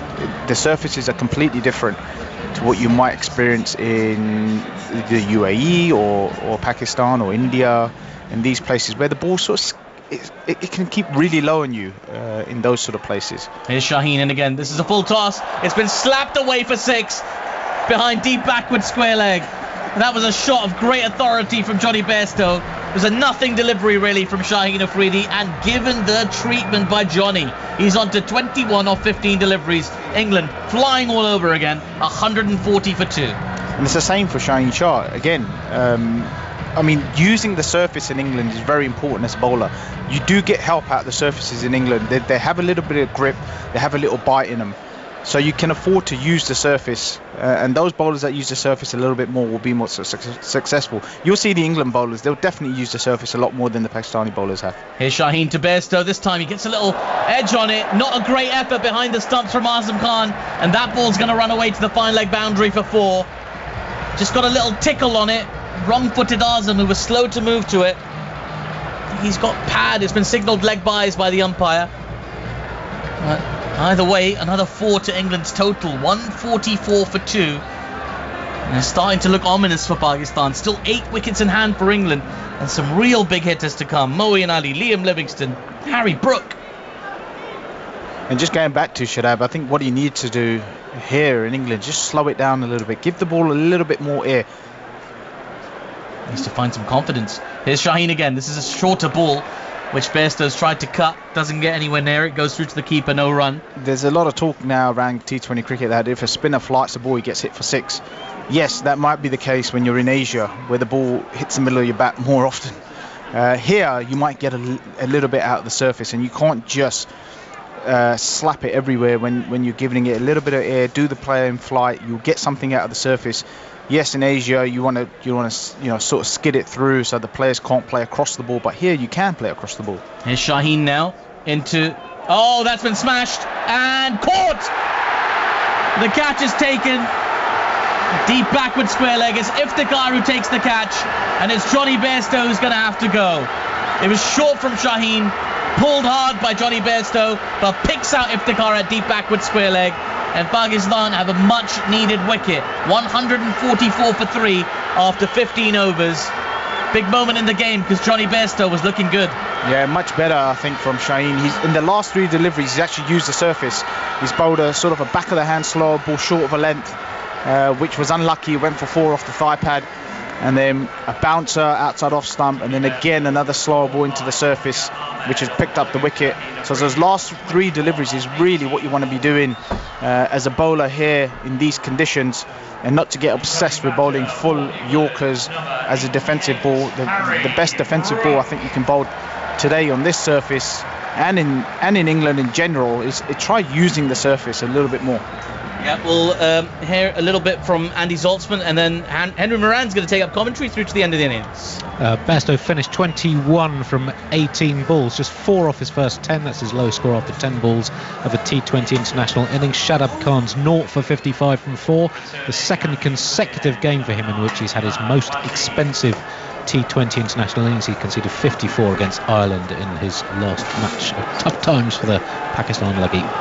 Well, here comes Imad Wasim with a left arm spin, bowling to Buttler, who remains out there. Having opened the batting, he's moved to 70 now with a single into the offside, and it brings Harry Brook on to strike. Brook, who missed the Indian Premier League and England's tour of India earlier on this year following the death of his grandmother, and spent time back in the UK, and is happily back in England colours, having had some good innings for Yorkshire in red ball cricket. And he's now tuning up his white ball game ahead of this upcoming T20 World Cup. Right-hander, slightly open stance in the sunshine of Edgbaston, and deep in the crease with good timing he'll get a single into the onside. Turning for a second run, wants it, Buttler says no, and England move forward to 146 for 3. Harry Brook did have a brilliant tournament in 2022 in that World Cup. No, but he is a fine player. Buttler waiting, moving around in the crease. Pace taken right off it from Imad. Single dabbed into the offside. Buttler moves to 70. 147 for 3. So he's in your 11. No, not yet. Oh, okay. No. Here's Imad again. sleeves rolled up. And he moves in round the wicket. Past the umpire now, drops it short, bowls him. It skids on through and Harry Brook departs. Just one to his name, looking to try and flog it through the offside. The ball rattles back middle and off. And England are 4 down, 147 for 4. Well, he's definitely not in now. No, he's just trying to push the score along. Don't want to hang around for too long with only 4 and a bit overs to go. Keep pushing the score on. So it's one of those things, when you go in early, you don't often get a chance at this stage to get used to the pace of the pitch. You've got to get going straight away, and that can happen. You can lose your wicket pretty early, but it's good to see Moeen Ali's coming in now as a left-hander against a left-arm spin. What is he going to do for these last 2 balls? Knowing Moeen Ali, he'll probably try to take these next 2 balls on. Moeen strides to the middle in conference with Jos Buttler, and those two will be communicating a lot in the coming weeks, because we know that Jos Buttler and his wife are expecting their 3rd child. So at some stage, we think early on in the T20 World Cup, Buttler will be heading home for the birth, and Moeen Ali will be taking over captaincy duties, which he's done a number of occasions before in the T20 game, so he's very much a leadership figure. And those two deep in conversation out there in the middle now. Well, no doubt when Buttler's back here in England and Moeen's taking on captaincy duty, there will have been many conversations about tactics and plans that will have been had, and maybe the odd conversation that takes place from afar as well. 147 for 4. So the concern with Harry Brook, what, another right-hander or just form, or? No, I think in the West Indies you do need a bit of power. The boundary percentage is going to be quite high. It's not easy to get ones and twos in that part of the world. The outfields are quite slow and sluggish. Here comes Imad over the wicket now to Moeen Ali, who's punching into the offside. Will get a single to the left of point and gets off the mark. 148 for 4. And you do often get a lot of dot balls in the Caribbean, so you do need real boundary hitters, people who can hit the ball out the park, and those are the guys I'll be going with. I won't be too concerned about all the dot balls that you'll be getting, as long as they can make them up with boundaries, because if you watch the way the West Indians play, that is how they grow up playing. Buttler on strike. Imad is in, left arm spin, tapped into the onside. Buttler will trot through for a single, moves his personal tally on to 72, and Imad finishes with exceptional figures, 4 overs, 2 for 19. And England 149 for 4 after 16 overs. Ravi Bopara, thank you to you for the time being. We'll hear plenty more from Ravi as we move through the afternoon, and I'm pleased to say that a World Cup winner in the form of Ramiz Raja, former Pakistan batter, is back alongside, with things looking a little rosier. Ramiz, this has been a decent comeback the last couple of overs. Yeah, I mean, I didn't see any reason for re-employing Shadab for that 4th over, because he's gone for over 50. Otherwise, Pakistan have been pretty much in control. Maybe could have used Iftikhar or Saim Ayub for an over or 2. But anyway, I mean, 200 is what England will be aiming for at this stage. Well, they've got to get 51 more runs from 4 overs to do that. If they can make it, it's going to be quite good fun. Under predominantly blue skies at Edgbaston. The full house, brilliant atmosphere. So much noise around. A lot of Pakistan flags. Here comes Mohammad Amir to bowl to Jos Buttler from the city end, and Buttler smashes that through the offside. It goes out towards deep cover. He'll get 1, and it won't be anything more than that. England's 150 comes up. 150 for 4, and he's also... And that single takes Jos Buttler to 3,000 T20 international runs, the first England player in men's or women's T20 internationals to reach 3,000. He's the 9th player in men's T20 cricket to reach 3,000, and his strike rate of 145 is the highest of those 9. The other 8, Virat Kohli, Rohit Sharma, Babar Azam, Paul Sterling of Ireland, Martin Guptill, Rizwan, who we'll see later, along with Babar, Finch and Warner of Australia. Here comes Mohammad Amir into bowl over the wicket to Moeen. Again, just leans on the ball, happy to angle it down towards Imad Wasim, fielding at deep third. A single will be taken. 151 for 4. Buttler on 73 will not be ruling out 3 figures this afternoon. Yeah, I mean, looks dead set for a ton here. But this is going to be a critical over for both Pakistan and England. Mohammad Amir has been absolutely brilliant so far. And Buttler is in top gear. Let's see what happens. Comes Amir over the wicket to Buttler, who doesn't time that, out towards mid-off. There'll be not even a single, a dot ball. And yeah, those figures into his third over, none for 15. Don't worry about the none. It's that economy rate that is so valuable to Pakistan. Long period away from international cricket for Mohammad Amir, but he's an exciting bowler. He has been since he burst onto the scene all those years ago. And he's running in now, the long sleeves past the umpire. Buttler waiting, coming forward, pulling the ball into the onside. It goes between two fielders, so there will be time for a second run. And Buttler will move forward on to 73. England 153 for 4. He's always been a step ahead of the opponents. Mohammad Amir shortened the length the moment he saw Buttler come out of the crease. This is good bowling, because you've got to be at your defensive best when you're bowling to a guy who's in top gear, and so far so good. Mohammad Amir running in now to bowl to Jos Buttler. He pulls the ball away violently into the leg side for 4. Fielders don't even move because there's no point. You're not going to stop it. It's hit with such force and such timing. And Jos Buttler to 79 and England 157 for 4. That's the advantage you carry with a set batter in T20 cricket particularly, because anyone can bat like with that kind of strike rate for about 10 or 15 or 20 runs, but he's gone and scored over 70 at that massively impressive strike rate. And so I think a great hand here. Pulls it in front of square. That's when you know someone's in, timing it well. Final ball of the 17th over sees Buttler coming forward, looking to pull it away again. It's well disguised from Mohammad Amir and goes through to the keeper for a dot ball to finish his third over. And with 3 left in the innings, the score 157 for 4. During the break, we're going to be chatting all things Pakistan cricket. You and I, Ramiz, a little bit of a deep dive into what's been going on, because there's lots of stories around, not least Mohammad Amir coming out of retirement after giving up the international game in 2020, and partly because, though he's not been that effective in the PSL, the CPL is where he's been really outstanding. Tournament in the Caribbean, it's you pick your players for the environment. That's right, and I think Pakistan kind of desperate also to make sure that they've got a functioning bowling attack, fast bowling attack. Shaheen Afridi is leading a lot of runs. Haris Rauf can go for plenty as well, so to provide them with a bit of a breather and a bit of intelligent bowling, they've got in Mohammad Amir. A conventional T20 field for Haris Rauf, with backward square leg, deep mid wicket, long on, long off and deep cover in front of the Holly stand. He's coming round the wicket to Moeen Ali, in now, and Moeen will target that offside, drops just short of backward point on the bounce.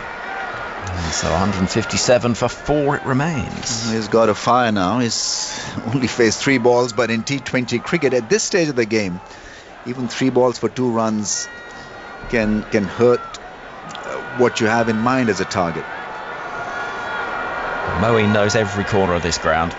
He's played here a lot, not just for England, but for Worcestershire and now latterly Warwickshire as well. He waits now. Haris Rauf bowling, pulled away into the onside without much timing, out towards the deep where the fielding will be done by Irfan Khan. Buttler back on strike on 79, 158 for 4. And it's ridiculous, isn't it? He's faced 3 balls and we're saying, come on, get on with it. Yeah, I mean, that's the nature of the game.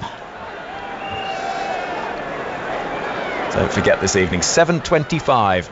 You'll be able to see the highlights of this match on BBC Two, or watch it back at your leisure on the iPlayer, live at the moment on the BBC Sport website and app.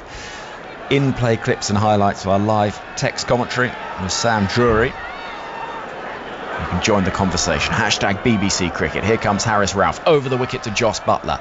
And he's in position, trying to play that little reverse scoop. It ends up something more like you'd see at the Crucible snooker. Comes off the toe end of the bat, drops into the offside, and he gets 159 for 4.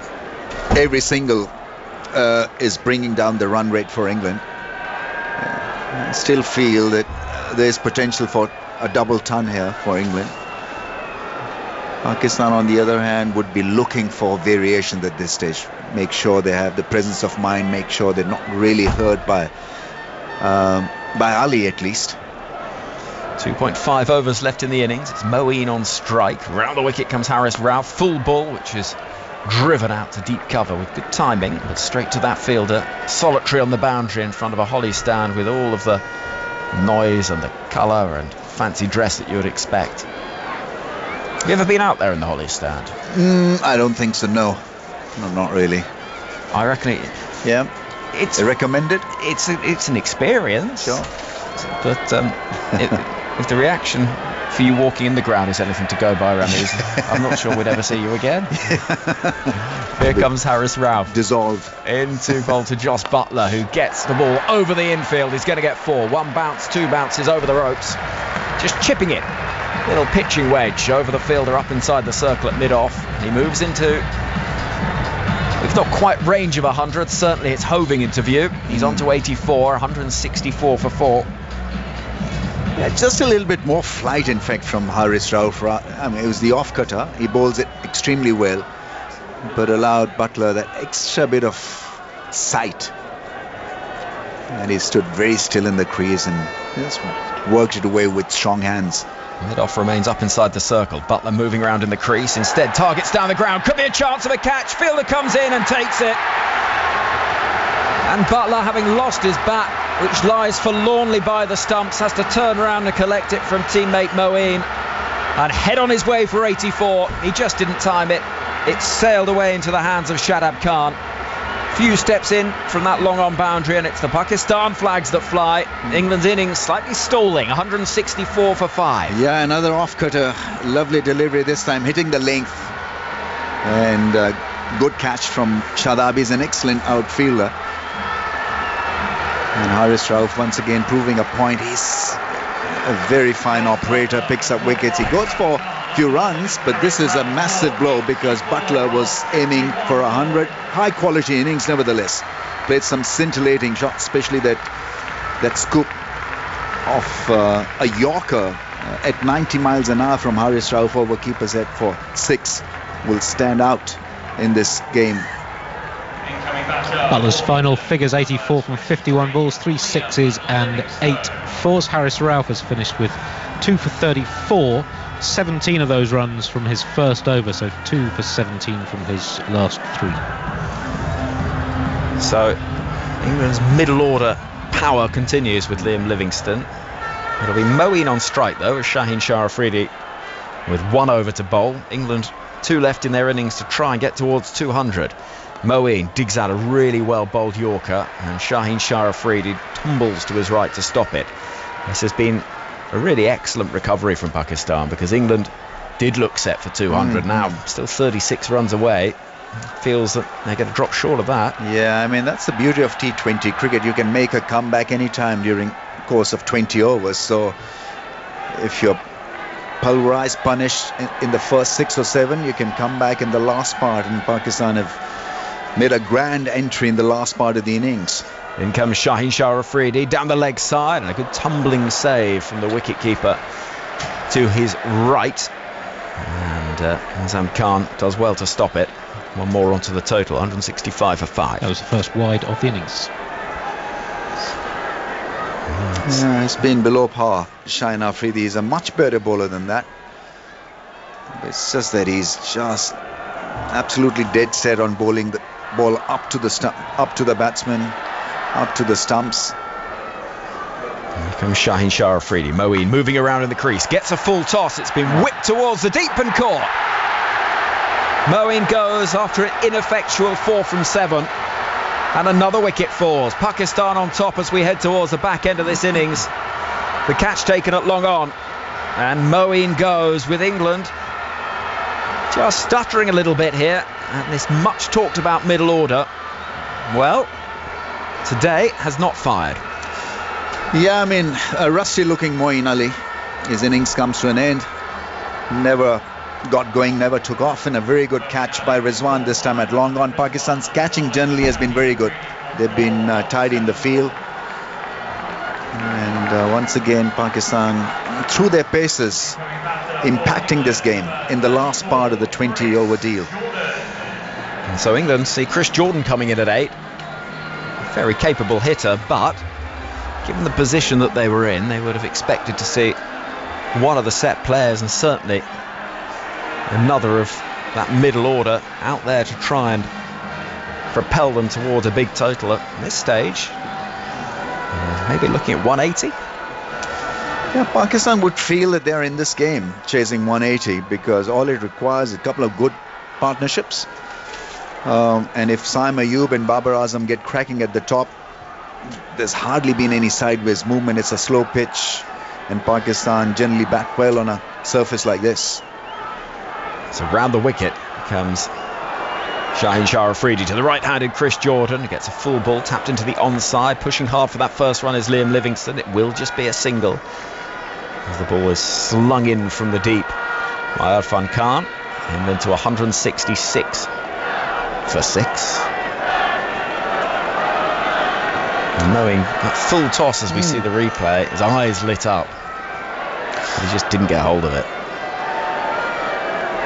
It's a very good catch by Rizwan, because as we all know, he's quite used to keeping the wickets, and of late he's been asked to be a fielder and has done a reasonably good job. So Livingstone waits, leaning on his bat over the wicket. Now Shaheen Shah Afridi pulls into the onside. He's got a good chunk of it, but there is a fielder in the deep. Irfan does well, stopping the ball on the bounce, and those Pakistan supporters behind him wave the flags and cheer because he's stopped not just the boundary but prevented a second run as well. 167 for 6. They're trying to hit the surface hard, and I think that's the way to bowl on a pitch like this. The ball at times stops when it's cut. Jordan on strike. Here comes Shaheen Shah Afridi. It's pulled into the onside, pace taken off it, and he's going to get surely 2 on this occasion. Livingstone's not sure there is a second. The throw goes to the keeper's end. There was more danger actually towards the end that Livingstone was running towards, but they do get back for a second. I think Jordan is probably quicker than Liam Livingstone, and Livingstone was rather slow in setting off. They do get that second, and the fact that England are scrambling for 2s rather tells its own story. Correct, yes. I think the rhythm has been broken, and that's credit to Pakistan. They always seem to come back in the last part of the innings, either through reverse swing or some intelligent change of pace.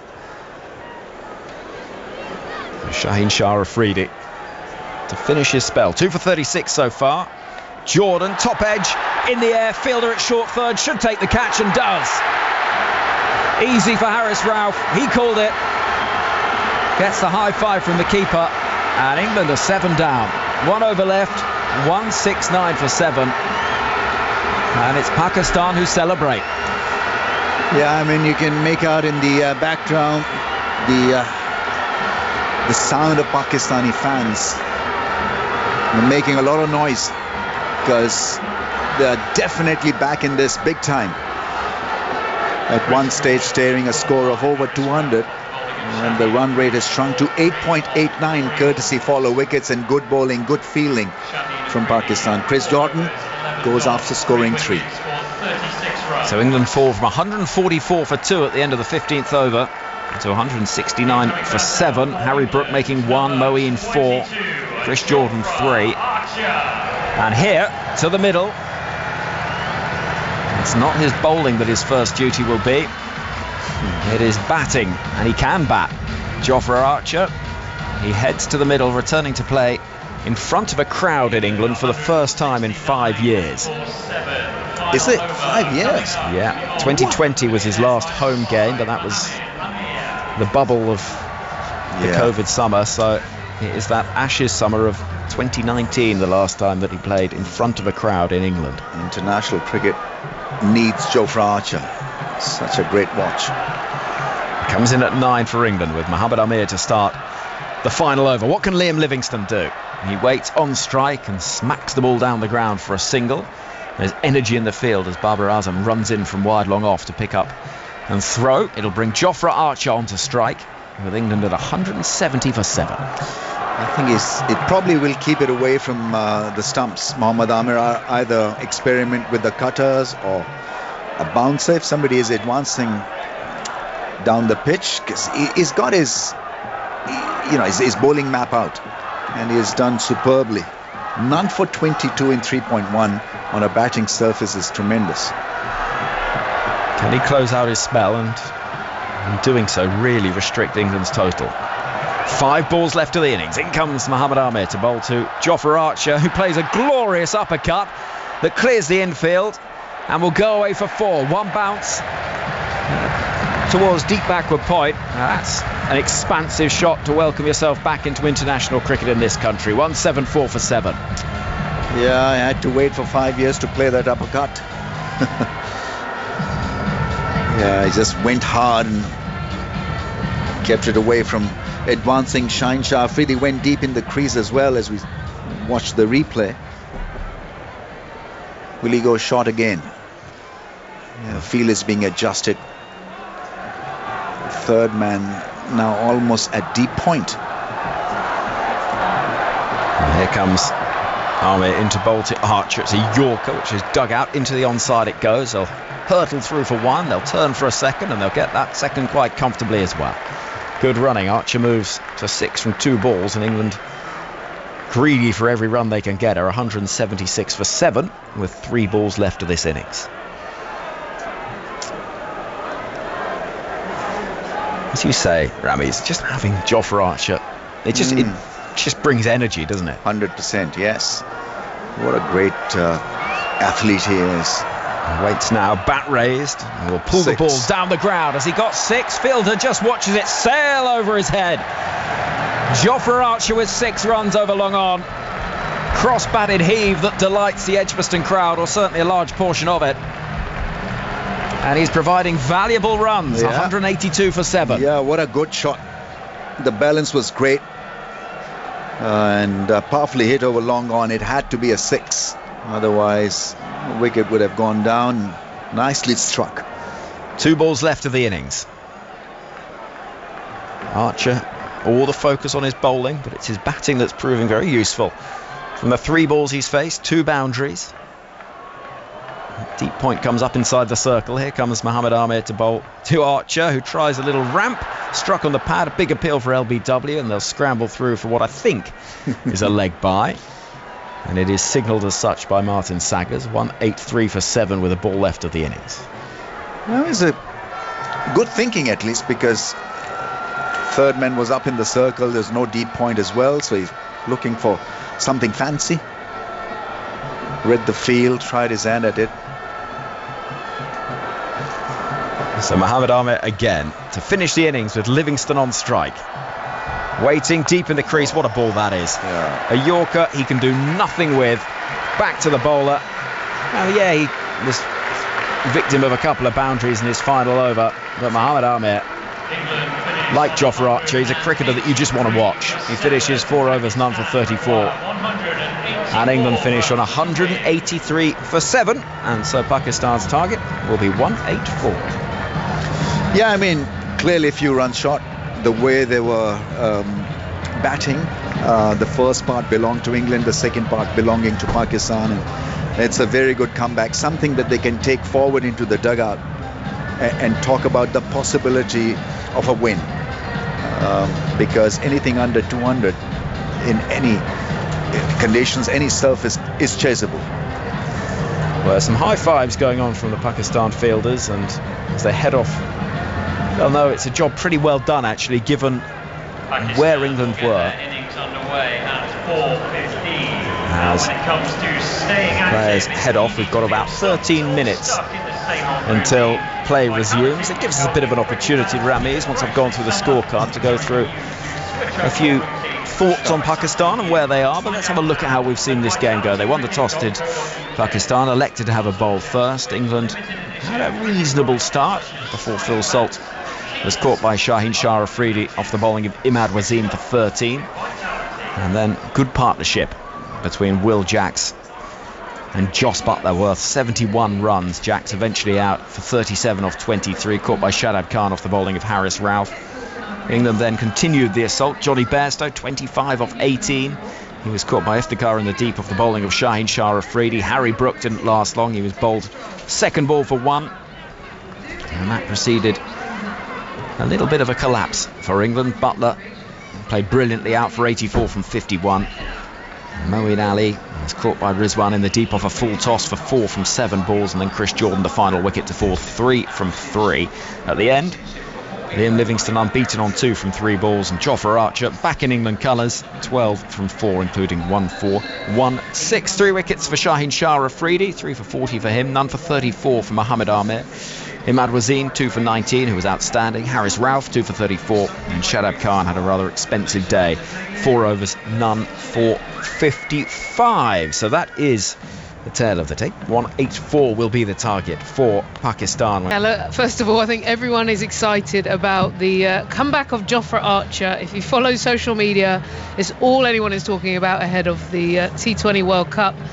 It's been nearly 4 years since he played in the T20 on home soil. Obviously he played in 2013, came back a bit after injury, but playing an international at home, I think this is where it's at, Atif. I think this is where the excitement, if this is right for England, Mark Wood's right for England, Buttler and all the batters are good, England have an excellent chance, but I think everyone's excited to see how it all plays out. Yeah, without a shadow of a doubt. Now, he's not going to open the bowling yet, Jofra. We're going to, not for the first over anyway, we're going to have Moeen Ali, who was given a hero's reception, and rightfully so, when he was introduced by the PA announcer here at Edgbaston. It's a local Moeen Ali.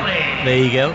You'll hear a cheer as well. A lot of fans slow to get back to their seats. It's a quick turnaround between innings. Now Mohammad Rizwan is just marking out his guard. He's going to face the first ball. The man to keep an eye on is at the non-strikers, and Saim Ayub, very, very exciting player for Pakistan. You were talking him up to me earlier. Very, very talented. He's yet to make a huge impact on the international arena, but there's a lot of talk about him. I've heard high praise from the likes of Michael Bourne for this young man and his capabilities. Now then, that timer is on the big screen. The target is 184. It's a full house here at Edgbaston. Some serious noise in Birmingham's own Moeen Ali, England's vice captain, has the ball in his hand. And he comes now, Moeen, to Mohammad Rizwan. Fly to delivery. Rizwan just pushes it gently to mid-wicket. There is no run. Dot ball to start. Yeah, quite a fun start there. Gave it a lot of air. He's got 2 fielders on the leg side, so you know he's going to be bowling tight to Rizwan. He knows a lot about bowling on the surface, does Moeen Ali. And he comes again. Lots of flight once more. Tucked away just wide of the mid-wicket fielder. Makes a tumbling stop. Terrific work there. And prevents the single. Good bit of fielding from Liam Livingstone at mid-wicket. Keeping things very tight. Early doors, Moeen. 2 dots in a row to Rizwan. Here he comes for his third ball. This time Rizwan comes down the track and chips it straight to Liam Livingstone. Mohammad Rizwan is gone. An early blow for England. It's Moeen Ali. And it's Liam Livingstone with the catch. Pakistan 1 down without scoring. Rizwan's had a bit of a shocker here. First of all, Moeen Ali's been given a nice little bit of flight, first few deliveries, tempted him, knows that he's going to want to use his feet and smash him out the park. And he's just completely closed the face, got too sort of head heavy and fallen over and chipped it right into catching mid-wicket there. So I have to say, I think that's Moeen Ali coming out with confidence, setting a smart field, bowling, tempting him with a couple of nice deliveries, and Rizwan fell for the trap. Yeah, big embrace from his captain, Jos Buttler. There's a lot of discussion about who's going to be behind the stumps for England during the World Cup. Jos Buttler saying he's going to definitely persevere as wicketkeeper for England, and relying heavily on his vice-captain Moeen Ali, and you can see they've got such a great relationship. The catch was taken by Livingstone. Jos Buttler straight in there with the celebrations. Big high fives between the two players, a big smile on the face of Liam Livingstone, and why not? Big blow early doors. And it has brought out to the middle in the very first over Pakistan's captain, one of the finest players in the world, Mr. Babar Azam. Average of 41.2 and a strike rate of 131. He's got a job to do here with his team under pressure. Moeen Ali now. Into Babar Azam. Flights one up again. Babar plays it towards mid-wicket, just past Livingstone this time. And he will get off the mark and get Pakistan off and running off the 4th delivery of their innings. Pakistan 1 for 1. Yeah, I think with Babar as well, look, we know how good a player is. It's more, can he have the freedom? Often Pakistan the top order can have a few sort of shaky starts and he has to almost dig in. Well, you want to see him be able to express himself. So it's still early, it's power play. If Ayub can help create a foundation, and they've got plenty to work with. As Moeen Ali is in, as the ball's driven right back to him by Saim Ayub. It's a dot ball. Let's very quickly hear from Andy Zaltzman. That's Rizwan's first duck in T20 internationals in 59 innings, going back to April 2021, in which time he's averaged nearly 55. Ah, what a run. Here's Moeen for the final ball of the first over. Again, just defended to cover by Saim Ayub for no run. So how's that for a start, says Moeen Ali. All the build-up is about Jofra Archer. Moeen Ali comes in, 1 for 1 in the first over. Birmingham's finest. Even a lot of the Pakistan fans in attendance found big grudge in that. Yeah, look, Moeen Ali, fan favourite. And we were talking earlier, weren't we, about Shadab Khan. We were watching him bowl and you could see he was nervous to give it flight, kept sort of firing it in, and there was that sort of a fear factor. Moeen Ali on the other side comes out, confidence, bit of air, bit of flight, bit of guile, and just really tempted Rizwan into that shot. So, yeah, positive start for England. Now Reece Topley, tall left-hander, will get these opportunities. Should get some good carry, I would have thought, on this surface. Not a huge amount of movement, but he'll try and use that height. Reece Topley from the City end is running into Babar Azam. It's flicked away nicely by Babar Azam. There's a fielder at deep backward square leg, so it'll just be a single. Already a couple of fluent touches from Pakistan's captain. He's going to have to carry the burden here for his team. Played a nice innings, Babar Azam, in the Ireland series recently, which was a difficult one for him as captain, but managed to get himself 75 in Dublin in that third T20. Got a 50 in the first game that they lost. A duck in the second game as well, so that's one they'll want to forget, but it's not bad for Ireland. Get Babar Azam for a duck. Here's Reece Topley now in, as that ball's guided nicely by Saim Ayub down towards deep third. Adil Rashid will do the fielding and they'll take a single. 3 for 1 off 1.2 overs. Yeah, got a slip in play as well. England know they're in control so far. They've got the early wicket. They haven't really got away to the left-hander. Not in place. He's just taking his time here, Babar. He's not one to be rushed. It's been one of those really fast-moving games today with that over clock on in between 60 seconds. You hear the crowd chanting his name. Here's Reece Topley into Babar Azam, who nearly chops onto his stumps. Under edge, just bounces over the stumps. It was perilously close. Reece Topley just creating a little bit of anxiety for Pakistan's captain. Yeah, good bounce here. Yeah, bowled it into the surface. Got a little bit tall on Babar. He got up onto his toes, tried to control it. He got lucky that bounce just missed the stumps. Track back quickly there, did Babar Azam. Now he's steady, ready and waiting. Very Joss Buttler-esque in terms of his batting stance. Here's Reece Topley. This is full, driven beautifully by Babar Azam. That is a regal cover drive from Pakistan's captain. It runs away to the extra cover boundary for 4. That is worth the price of admission alone. 7 for 1 off 1.4 overs. Yeah, Babar Azam is so good. Not a huge amount of foot movement. He just hit it up on top of the bounce, slightly opened the face, and just opened up that offside. He knows that gap so well. Here's Reece Topley. Now will he come back from that boundary? Goes a bit fuller, driven again nicely. Wide of the extra cover fielder. It's running away. It's a very quick outfield.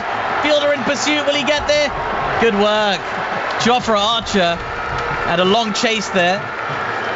Pakistani batters get back for 3. The signs of that glorious touch that Babar has. 10 for 1 after 1.5. Yeah, sign of a skillful batter, isn't it? He knows exactly where the gap is. He just waits and then at the last minute threads it through the gap. Didn't try and overhit it. Maybe why it didn't go to the boundary, but it's more about skill, placement, timing. And really is box office as Babar Azam. The crowd are chanting his name. He's at the non-strikers end, guys. Take a breath. Saim Ayub on strike now. Reece Topley with a slip in place, comes in again. This is full, driven nicely by Saim, but straight to point, and there is no run. So 2 overs completed in this run chase by Pakistan. They've got a target of 184 in front of them, currently 10 for 1 off 2 overs. You get the feeling it's going to be one of those even contests. Curious this from England though, Ebbs, of just looking, Moeen's another over. Yeah, I like it.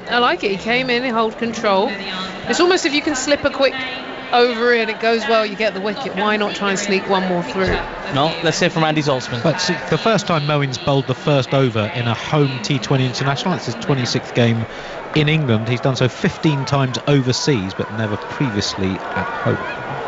And here he is again, Moeen Ali into Babar Azam, who comes down the track and drives that ball, doesn't quite time it, goes to mid-on, just on the edge of the circle. You hear a big groan from Babar Azam there as well. He had plans to put that back into Birmingham New Street Station. He came down with so much intent and then frustrated he couldn't get it away. Yeah, quite vocal at the crease is Babar Azam. Here's Moeen Ali in once again. This is shorter and straight pull to mid-off. There is no run. Just keeping things tight here, Moeen. You get maybe a little bit of frustration creeping in for Babar Azam. It's needless, really. He's on 9 off 7. Plenty of time. There's a beautiful batting wicket here at Edgbaston. Lots of runs in this surface. There's a little fielding change as well. The fielder at mid-wicket is coming across to fill out that offside ring. So we've got a short third on the edge of the circle, a backward point, cover, extra cover, mid-off. All inside the circle. Fine leg up inside the circle as well. Deep mid-wicket and long on in place. And Moeen Ali, full. Nicely flicked out towards that mid-wicket fielder in the deep by Babar Azam for a single. This is really what separates the great batters from the good ones for me, Abs, is that you have that momentary moment where it looks like you're getting frustrated, but you can just calm yourself and just play a little single away. Give yourself a moment to catch up with your emotions. Sounds like watching you bat. No. No, I've seen you bat. Yeah. Here comes Moeen Ali. Big swing across the line. There's half an appeal from Moeen as well. It was going down leg. So not a serious appeal, really. They get through for a leg by. Saim Ayub quickly down the other end. Moeen has kept things very, very tight here so far. Figures of 1 for 2 from his 1.3 overs. They did have a little chat. Now, they've gone for a review. Really? This is quite remarkable. I mean, you gestured it straight away, Ebbs, with your hand. You were saying that, it's going down. I had the same feeling. It looked like it was going down leg, but England want to have a look here. It felt leg side-ish. He did step over to the offside, maybe just open up that leg, but they're going for it. Let's see. So Moeen, we're taking another look at this. It's definitely pitching inside. It was quite close because he's got a stride in his Saim Ayub. It looks like it's sliding down. My instinct tells me if at best it's going to be clipping leg stump, which won't be good enough to overturn the on-field decision. TV umpire Russell Warren is going to have another look at Ultra Edge. I don't think there's any bat on it anyway. It's passing the gloves quite close. Ooh, little tickle on the gloves. Well, that'll finish that review off straight away. England will lose that review, in fact. It always felt like it didn't really have much going for it, that review. Yeah, and look, let's be honest, we didn't hear or see any glove on that, but in terms of just look, it would be interesting to see ball tracking it. It just felt a bit leg side-ish, but either way, it's not to be. Score remains 12 for 1 of 2.4 overs. Here's Moeen Ali into Babar Azam, who again works the ball into the vacant mid-wicket region. He's played it with soft hands, looking for a second. That's so quick off the boundary is Phil Salt. And they have to settle for just the one. 13 for 1 off 2.5. With Barber on 11, Saim Ayub on 2 off 5. Sense of anticipation in the crowd here at Edgbaston. There's a little mini wave going on as well over in the Holly stand. It's a very different Holly stand to the one we saw just a couple of weeks ago for the women's T20 International. Here is Moeen Ali again. This is short. It's been cut very hard. He's missed out there, Saim Ayub. He timed the ball beautifully, but found cover. Liam Livingston doing the fielding, and it's another dot ball. Terrific start this from Moeen Ali. 2 overs, 1 for 4. Pakistan 13 for 1 after 3. Yeah, really impressive to see Moeen Ali come out. He's put in subtle variations as well. Talked about early on he gave it a little bit of flight, then at times he's dragged the length back. He's just playing around and has kept the batters sort of rooted to their crease. So really impressive start to keep Pakistan to 13 for 1 so far in the power play. Just 3 overs gone. This is really, really good start from England here. That was quite remarkable. Here's Topley in to Babar Azam and mistimes a drive to mid-on for no run. I thought I just heard the Super Mario Brothers music there. Did you hear that as well? It's not Over really in system. my recognition radar. Okay. But it sounds like you play it a lot. I must confess that I might have played it once or twice. It's been a while. Today. Big fan. Here we go at the top of his mark. England very disciplined so far, keeping things very tight, making scoring difficult for Pakistan. There's Babar Azam on strike. Here's Reece Topley. This has been pulled up in the air. It's been mistimed. Is it going to go over Chris Jordan's head? Oh, just over Chris Jordan's head. A life for Babar Azam there. I would have thought he was in trouble. Chris Jordan, one of the finest fielders in the world, couldn't quite get back in time to take the catch. Babar Azam survives. Yeah, he thought initially, he started coming in, Chris Jordan, thinking the ball was going to fall short. Then he had to double back. He is so quick, and if anyone could get there, it would have been him. What a moment that would have been to hold on to the captain, Babar Azam. He looks like an old school pilot with his round brimmed sunglasses. Here's Reece Topley again. This has been smashed high up in the air. Will the catch be taken in the deep? It will! Terrific catch in the deep. Saim Ayub trying to break the shackles of Pakistan, but not able to put Reece Topley away. Phil Salt makes absolutely no mistake right in front of that Holly stand, and Pakistan in quick order are 2 wickets down for 14 off 3.3 overs. Yeah, England are all over Pakistan here. Good from Reece Topley, banged it in short. He really was looking to get the leverage, but it's a longer side boundaries out there. Phil Salt, who has great athleticism, saw it early and moved nicely to his right. So calm. There's a lot of noise coming from that Holly stand. They get vocal, and you could just see how relaxed he was. Took it with ease, and England really dominating here. I'm just trying to work out, Andy, what was the power play score for England? Because I feel like Pakistan are miles behind right now. 14 for 2 for Pakistan. England were 53 for 1 after 6 overs. Yeah, miles behind. Yeah, for sure. Now, there's a lot of debate about Pakistan's opening combination. It feels like Pakistan have settled on their top 4. It's going to be Saim, Rizwan, Babar and Fakhar, but people have their opinions, and some people think the man walking out to the middle should be one of the opening batters. Can I just check if that's some people or is that you? Oh, no, I am an impartial, I'm just an observer. Just an observer, here to provide analysis and description only. But Fakhar Zaman has got a great record in one-day international cricket, opening the batting, and he's got a bit of a job to do here. Traditionally a slightly slow starter, but a very aggressive player, which is very much what's required here for Pakistan. Reece Topley, Moeen Ali have given England the perfect start. Pakistan 14 for 2 after 3.3. That target, remember, 184. Fakhar just does a little bit of shadow batting on the crease, double checks his guard. There's a slip in place, there's a deep backward square leg as well, and a deep third in position. As Reece Topley running in from the city end to Fakhar Zaman, who is beaten by that one, takes a leading edge, goes past the diving first slip and runs away to the boundary for 4. Not the most convincing shot he's ever played, Fakhar Zaman, but right now Pakistan will take runs any which way they come. 18 for 2 after 3.4. Yeah, squared him up there, Reece Topley. They've got the luxury because of the match situation to be able to still have the slip in. Got one at a beautiful length that just got a cut back away from the left-hander, squared him up, and nearly just tickled through to the first, wide slip there, Moeen Ali. You're pumping, you're feeling the tunes. The DJ's doing beautifully today. There's some great tunes on today. Super Mario, a bit of hip-hop, gotta love it. Now then, Reece Topley into Fakhar Zaman, who steps across his crease and ramps it. Is a runaway to the fine leg boundary for 4. A bit of a tribute to Jos Buttler. I'm going to say not quite as elegant as Jos Buttler, but still just as effective. Runs away to the boundary for 4. 22 for 2, Pakistan. It's quite a smart option, actually. You think about it. He knows, he's seeing Reece Topley's bowling a lot of length. There's not a huge amount of movement.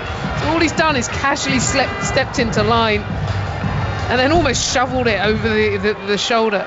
Yeah, very smart batting. Maybe they need a few more of those just to get momentum moving here in the power play. He's got a strike rate of 400 at the moment as Fakhar Zaman. 8 runs off 2 balls. I'll take that most days. Here's Reece Topley in for the final ball of the 4th over. As this time Fakhar has a swing and a miss outside the off stump. Umpire has signalled wide. Well, that's a marginal call, Ebbs. What do you think? My gut didn't say wide. It felt a little bit harsh there, but hey, it's international cricket. We've got the guideline, the blue line. It's about, what did you say? Oh, it looked like it was inside on the replay, I got to tell you. Slightly harsh call, possibly from the umpire. Yeah. But again, Pakistan won't complain. They'll take them any which way they can get them. Going at exactly a run a ball at the moment. They need to go a lot faster than that to reach this total. Here's Reece Topley now into Fakhar Zaman, who comes down the track and mullahs that ball. 1 bounce forward to mid-wicket. Well, that extra ball has cost England there. Fakhar Zaman with an emphatic stroke across the line. One bounce forward to mid-wicket, and the crowd is alive again. 27 for 2 Pakistan after 4 overs. I think that might be my shot of the day. It wasn't the prettiest shot of the day, but it was like he's made his mind up, quick feet, and then just across the line, just slaps it with amazing wrist. Excellent, love it. Just decided to impose himself, doesn't want to be pinned down here, wants to put it back to England. And, well, he's used his skill. Loved it. Shot of the day for me. He's still going at a 400 strike rate, by the way. 3 balls, 3 boundaries, and he's Altman. Difficult day for Pakistan's openers. Just 2 runs between them. That's the worst T20 international for Pakistan's openers as a pair in terms of their total individual runs for over 10 years. You've got to go back to April 2014 in the game in the T20 World Cup in Bangladesh when Pakistan's openers Ahmed Shahzad and Kamran Akmal both out for ducks. Moeen Ali's excellent start, just 4 runs from his first 2 overs. It's his most economical start to a T20 innings. And he's going to continue that start, Moeen Ali, with a 3rd consecutive over into Babar Azam, who sweeps the ball and places it perfectly. It's running away towards that fine leg boundary. Again, Jofra Archer in pursuit. Can he pull it back in? Yes, he can. Well, we're going to have another look at that, but it felt like a spectacular effort. The throw came in from Adil Rashid. The batters have managed to get across for 3. Now the TV umpire's going to have a quick look at that, but it felt like a good save there, Ebbs. Yeah, look, really good running there from Jofra Archer. This was good from Babar Azam. He knew that the 2 fielders were a little bit straighter, so he could just try and paddle it down. Good chase from Jofra Archer, who's quick across the surface. I think he's done well. He's done well. He's put his body on the line. Good work from Adil Rashid to relay with him as well. I'm just thinking though, relax, Jofra, relax. Before we see you bowl, relax. Here's Moeen Ali into Fakhar Zaman now, who sweeps hard and finds the gap. 4 balls, 4 fours for Fakhar Zaman. He's in serious touch today. Pakistan continue to recover from the loss of both openers. 34 for 2 of 4.2 overs. Those green flags are waving all around Edgbaston at the moment. Yeah, it felt like it worked with Moeen Ali for the first couple of overs where he kept things tight, they got the wickets. But now these 2 have found a bit of rhythm. There's so much space when you only have 2 fielders out there. Just placing it here, using the sweep shot smartly, getting that ball behind square. Excellent couple of boundaries. Yeah, kind of expect a 4 every ball off Fakhar now.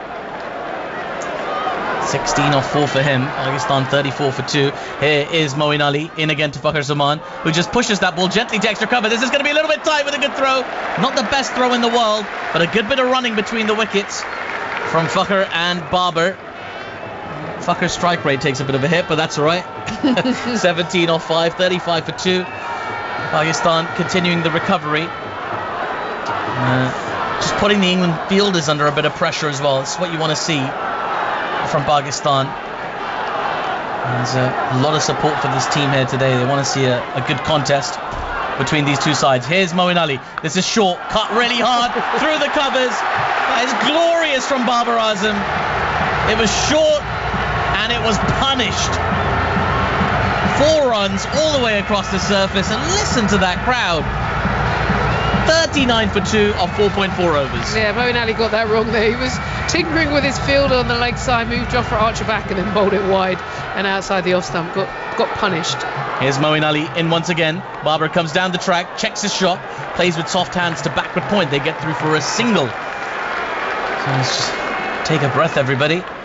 This left and right hand combination for Pakistan, creating a few bits of administrative challenges for Jos Buttler and his fielders.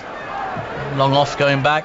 Let's see Chris Jordan running back to long off. We've got a deep mid wicket in place as well. Here's Moeen Ali into Fakhar, who comes down the track and again was beaten by that one. Just had to adjust his shot, push the ball defensively back to Moeen Ali, and there is no run. Well, catch your breath, everybody. It's been a very exciting first 5 overs of this innings. Pakistan 40 for 2, recovering after losing both opening batters. Your thoughts on what you've seen so far, Ebony Rainford Brent, and then you're going to be joined by the very handsome Henry Moran. Well, he's had a bit of everything in here for the first few overs today. England starting well, Moeen Ali bowling tightly, and it felt like England completely in control when it was 13 for 2, but Fakhar Zaman has just come in and given a real impetus from ball 1, has made his mind up and got right into the action. I'm not going to comment on Atif's comment. Well, I know. But you look all right. Well, that's very kind. You're not a piece of meat, are you? Honestly. Oh. I don't know what to say. What I do know is that Jofra Archer's about to have a bowl. I know, I've been waiting Come for on. this. This is very exciting, and it has been a long while. We have waited over 1,300 days since he's bowled for England on home soil. Here he comes, right arm over, and a first ball is right on the money. It's fast, it's quick, it's on middle stump and defended. Yeah, well, look, first of all, he's definitely warmed up because he's had to chase 2 or 3 all the way out to the boundary, and he's put his body on the line, so he'll be fresh. First ball, one thing you can never forget is his action. It's just so clinical, smooth, and starts strong. And the cry of Barber around the ground. Barber against Archer. Here comes Jofra Archer, this straight approach, and it's been lofted down the ground. Brilliant shot, and it's a 1 bounce 4. Chipped away over mid-off, and listen to the noise around Edgbaston. Fakhar Zaman, the Pakistan captain, welcomes Jofra Archer back to international cricket with a fine stroke down the ground. Yeah, Baba has no interest here in worrying about where Jofra Archer is in his career right now. He is just set and intent on getting the ball over the boundary. Beautiful shot. Archer again running in over the wicket, past the umpire, dabbed down towards deep third. The crowd roar before spotting Moeen Ali emerging from down below this huge pavilion to cut off the ball before it reaches the boundary. I'm just trying to keep an eye. Okay, so speed's up, and that wasn't the quickest, 88 miles an hour for the first few balls, so it's definitely coming through and getting through the action. I'm with you though, Ebony. There are England fans all over watching him chase the ball to the ropes and hurl his way to try and save 4 runs. You're thinking, come on, hold on, Relax. there's plenty of cricket to come. He runs in now, does Archer to the left-handed Fakhar Zaman, whipping the ball away. That'll be 4. And Fakhar Zaman's assault on England's bowling continues. Doesn't matter who's hurling it down, it's going away. And England under pressure here. Pakistan fighting back after those early wickets. 49 for 2. Fakhar Zaman here is right in the zone. That leg side whip has just come into play. Hits it quite straight, almost wide mid on. So keeps shape all the way through the shot with a beautiful flourish. He scored 78 from 40 balls in the last match against Ireland, including 6 sixes. He waits now, the left-hander. Here comes Archer to bowl to him. Little ramp over the shoulder, down towards the boundary, and it's 6. Another fine shot, and the noise around this ground is because Pakistan are piling on the runs and the pressure. 55 for 2 with a ball left to the power play. What a shot. What a shot. We saw him play that ramp shot a little bit earlier against Reece Topley, and again here keeps his eyes on the ball. He knows that the fielder was uptight in the ring. Get it right, and it was 4 or 6 which he got. 15 from the over so far. There'll be more runs there, will there? No. Had it been a yard either side of Liam Livingstone at cover point, it would have been 4 more, but it's a dot ball to finish. An expensive first over back for Archer, who was quick enough, accurate enough, but facing 2 batters in the mood. Andy, I need to scrap my early power play thing. They're pretty much level now, are they? Yeah, in fact, just slightly past England, although with 1 more wicket. England 53 for 1 from their 6 over power play. Pakistan 55 for 2, 13 off the first 3 overs, 42 off the next 3. Fakhar Zaman, first 4 legitimate balls faced, hit for boundaries. That's only the 11th time in men's T20 international cricket a player has hit 4 boundaries off the first 4 legitimate balls faced, and he's the first to do it for Pakistan. Right in the action. There we go. Turn the game around. Now we've got one hop in here, Henry. And the only other player to hit his first 4 balls for England, first 4 balls against England for 4 in T20 men's cricket was Devon Smith, or Dwayne Smith. I need to check which Smith is for West Indies back in 2007. Chris Jordan's going to bowl then for the first time today. 55 for 2 the score. And a ball which is punched past him. It was just for a moment heading towards the outstretched left-hander Chris Jordan. In the end, Moeen picks up at mid-off and the single is taken. 56 for 2, chasing a target of 184 early on in the 7th. It was indeed Devon Smith, the left-handed opener. Well, there you go. We were talking about this very thing. Cricketers that in databases show up with just their initial and the same name. And it can be very, very confusing. What a chat, Henry. I know, don't let it be said that me and Addy don't know how to have fun. Don't seem to get many invites to parties, but that's all right. 56 for 2. Fakhar Zaman's on 27 from just 9 balls. He pulls the ball without much timing out towards the deep. Harry Brook will run round from wide long on to pick up. And a single is taken. Jordan, he remains, I always think, an unsung hero with the ball for England because he's just consistent. Yeah. It was interesting. I read some of Rob Key's comments because a lot of people were saying, did Jordan take Wokes' spot as such? And he said, no, Jordan on his own stands where he values his batting, he values his bowling, he can bowl at different stages of the game. Here comes Chris Jordan again, right arm over to Babar Azam, pace taken off it, that'll be a dot ball, it's just patted back towards the bowler.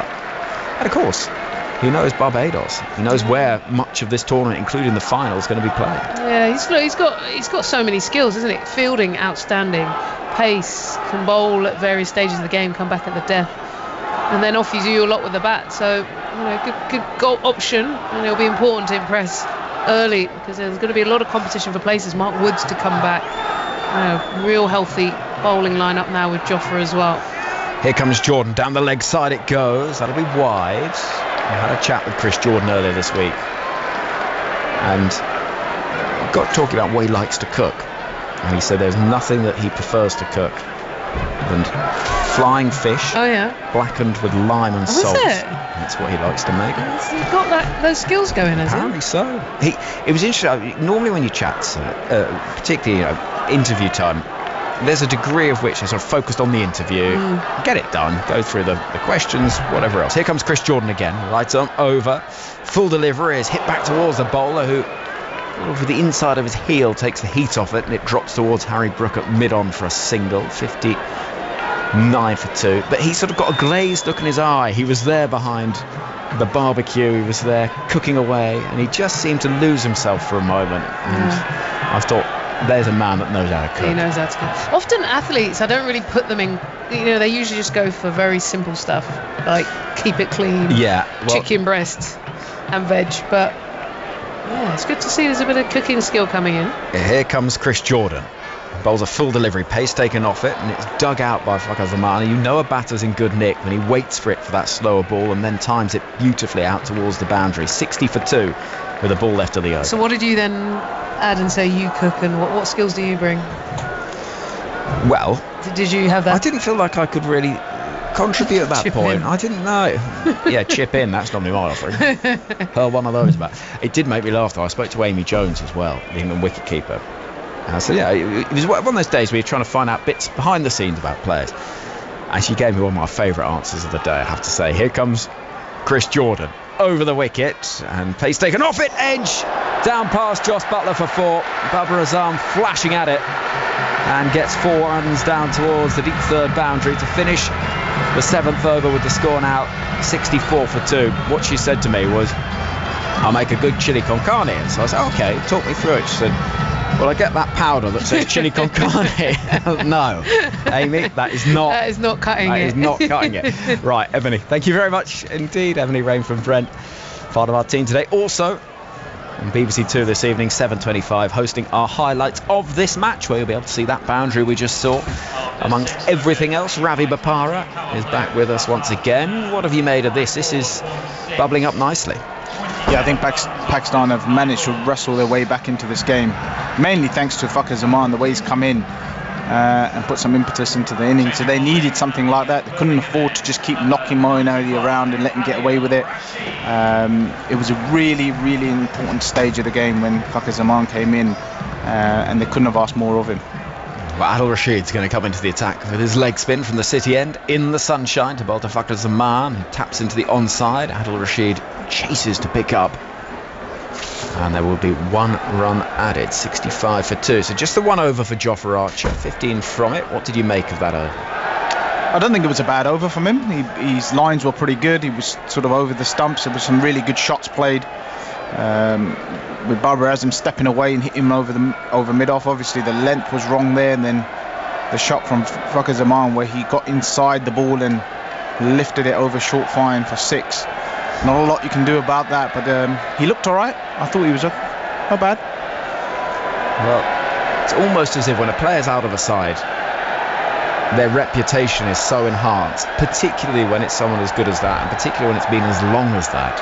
And so you almost expect the stumps to get blown away every ball, but it's not going to be like that. Of course it's not. Here comes Adil Rashid then to Babar Azam, who's forward, showing respect to the England leg spinner. It's patted back to him as we hear the cheers of the Mexican wave going in a clockwise motion around the ground. It's just heading past the sight screen in the distance, past the scoreboard. Adil Rashid at the far end of the ground, long off and long on or out. And Babar Azam is going to again come forward defensively, and this is what Rashid does so well, is stems the flow of runs and can just offer a shift of momentum. Well, you can immediately see the difference between Rashid and Shadab Khan. Shadab Khan bowling flat into the surface, quick, bowling Asian style. Here, Rashid giving it air. Rashid once again, that is quicker. The googly, chopped away, good stop from Jofra Archer onto his knees at backward point. And that's the variation. Rashid allowing the surface to do the work for him. That's what English surfaces do provide. They do provide a bit of help for the seamers and the spinners, and you've got to use the surface, give the ball a chance, let the ball hold in the surface a little bit longer. Here comes Rashid again over the wicket, pace taken off it this time, whipped away into the onside, out towards deep mid-wicket. 2 fielders converge upon it as a gull flies over Edgbaston. A little booers. I'm not sure the executive boxes below us necessarily got stuck into the Mexican wave. No, I don't think so. Fakhar Zaman is on strike. He's got 30 from just 12 balls. He has changed the momentum of this game. He's on strike. Final ball of the 8th over with just 2 from it so far. Fakhar Zaman comes forward, gets it a right old tangle. It's wide signalled as I'm not sure that stumping opportunity, and it certainly wasn't that. And I think there was a bit of a question as to whether it might have clipped a bit of pad too, because England don't look happy that it's wide, but Pakistan won't mind. Here comes Rashid once more. Forward comes Fakhar Zaman. Thought about winding up. It was a little quicker though, and goes through to the gloves of Buttler, who takes it well. And just 3 from Adil Rashid's first over of this T20 International Series. 67 for 2 is the score, with Pakistan chasing 184. We've had 8 overs. This partnership is now worth, and is also... It is now worth 52. The 50 partnership came up with that edged 4 by Baba of Jordan's final ball of his over, and it came up from just 3.3 overs. Well, it did really change the momentum, didn't it? Moeen, who's wearing a pair of sort of maroon bowling boots. They don't quite match the kit. He's trying his best to match it, isn't he? A little nod to the kit, but not quite match it. Moeen, who opened the bowling, did a really good job first up. He's got 1 more over to go. He's got 1 for 17 so far. First ball, big appeal for LBW is given. Moeen gets another, and it's the big one, Babar Azam. The Pakistan captain reviews the decision immediately. It was a little quicker from Moeen. Everyone went up in England colours. They'll check it, but it looked pretty straight. Yeah, I think he might be struggling here. Looked like he was crashing into middle and off. It was a flat delivery from Moeen Ali. Babar Azam deciding to play across the line. You know, what he's been really good at in the years is playing up and down the surface. First viewing, I think it's missing off and missing leg, and possibly clattering into middle. Unless there's some edge on it, which shows us a flat line. And I think he's walking off already there, Ravi. Yeah, it doesn't, and also it doesn't look like he was fully committed to that shot. The back knee not getting down. It's almost in 2 minds whether he was going to sweep or play a slog sweep. And it is out. It's actually hitting flush of middle and leg. 3/4 of the way up, and Martin Saggers gets the satisfaction of confirming his original decision. So Moeen strikes first ball of his final over, and he's picked up the second wicket, 67 for 3. And that's the danger of not being fully committed to any shot. When you're sort of half and half and you're thinking about two different shots, you can get yourself into a little bit of trouble. Would have been better off for him to just commit to one shot, probably the hard down the ground. He certainly had the right length and the right pace on the delivery for him to hit down the ground. Well, Shadab Khan comes to the middle with this his 99th T20 international. He has captained this side. He's the first Pakistan player to take 100 T20 international wickets. Now he's got to focus on his batting and see if he can build a partnership with explosive Fakhar Zaman. 67 for 3, chasing 184. I don't mind seeing Shadab coming in now, especially against the spinners. He's a fine player of spin. I certainly think he'll score quicker than Babar Azam would against the spinners. Open stance, and he's waiting for Moeen. First ball is punched towards deep cover. Single to get off the mark. 68 for 3. It'd be interesting to see how Fakhar Zaman takes his approach now. Will he continue in that vein? I mean, why wouldn't he, I suppose? Well, I'd imagine he'll probably rather go after Adil Rashid, the leg spinner, who's kind of going to bowl more of his deliveries, probably turning back into him, or sliders. Whereas the off spinner, a little bit more difficult to go across. Around the wicket, well, he does attack him. Down the ground, it's going to be 6. It's a huge 6. And it lands on the balcony below us, nestled in amongst the tarpaulins. And look, it's Atif. Atif's gone to field it. Atif Nawaz, out on the balcony, has nipped out there to throw the ball back. Well, there you go. 6 runs, massive 6. When you need members of the media to go and field it, it's a big one. That's a moment of his life, isn't it? Here comes Moeen Ali, defended next ball, 74 for 3. He's been waiting for that moment all his life. He's going to come in shouting and screaming about this.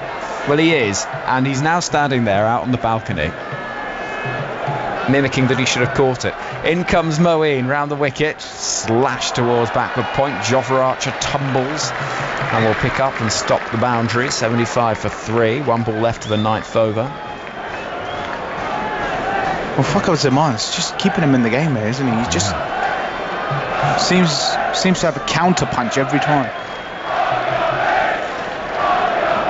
7:25 on BBC Two for the highlights, and that will be on the highlights. That there is no doubt. There's a slip in place for Shadab as in comes Moeen Ali to bowl his final ball. It's flogged into the onside. Single is taken. So we'll keep the strike out to Phil Salt in front of the Hollies. 76 for 3 after 9 overs. And here is our returning hero. Come on. Atif, just before, you'll be back on commentary at the end of the over, but talk us through that. It was marvellous. Yeah, my life flashed before my eyes because it was about 3 meters away from where I was standing. There was a gentleman next to me who said, "Oh, why didn't you try and catch that?" I said, "Because I don't want to die." Well, it was quite a hard surface. It was a very tough surface to dive on, but it was such a remarkable hit. I mean, you can't possibly get a better perspective of it than what I just got. It was a phenomenal hit. You're playing this down a bit. That's the biggest moment of your life, that, isn't it? What? You love that, didn't you? Well, it's always nice to see a 6 hit in your direction when you're in the crowd, isn't it? It's very nice. Get away. Get yourself on TV. He'll be back at the end of the over. Atif Nawaz, what a moment, hey? In comes Adil Rashid then to start the 10th over. 76 for 3, chasing 184. Shadab is on strike and smacking the ball back past the bowler down the ground towards Archer, who fields at long on. And there is no run. 1 run rather. 77 for 3. As the score creeps forward with Fakhar Zaman feeling very much like the key figure in all of this. He's on 37 from 16. I feel like this is a big moment in the game. This over, I feel like something's going to happen. Here comes Adil Rashid. Fakhar Zaman just happy to nudge into the onside. Reece Topley with big bounding strides from fine leg will run to his right. 78 for 3. Moeen Ali finished with 2 for 26 from his 4 overs, well 4 of the first 9. That's his joint best figures in a home T20 international. Also had 2 for 26 against India in Southampton 2 years ago, but that was only off 2 overs. So from 4 economical overs today, so basically his best performance in a home T20 with the ball. Here comes Rashid. This has been hit in the air. Could be a chance of a catch. It's Jordan running in towards it. You'd want no one else. And a brilliant tumbling take. He's phenomenal.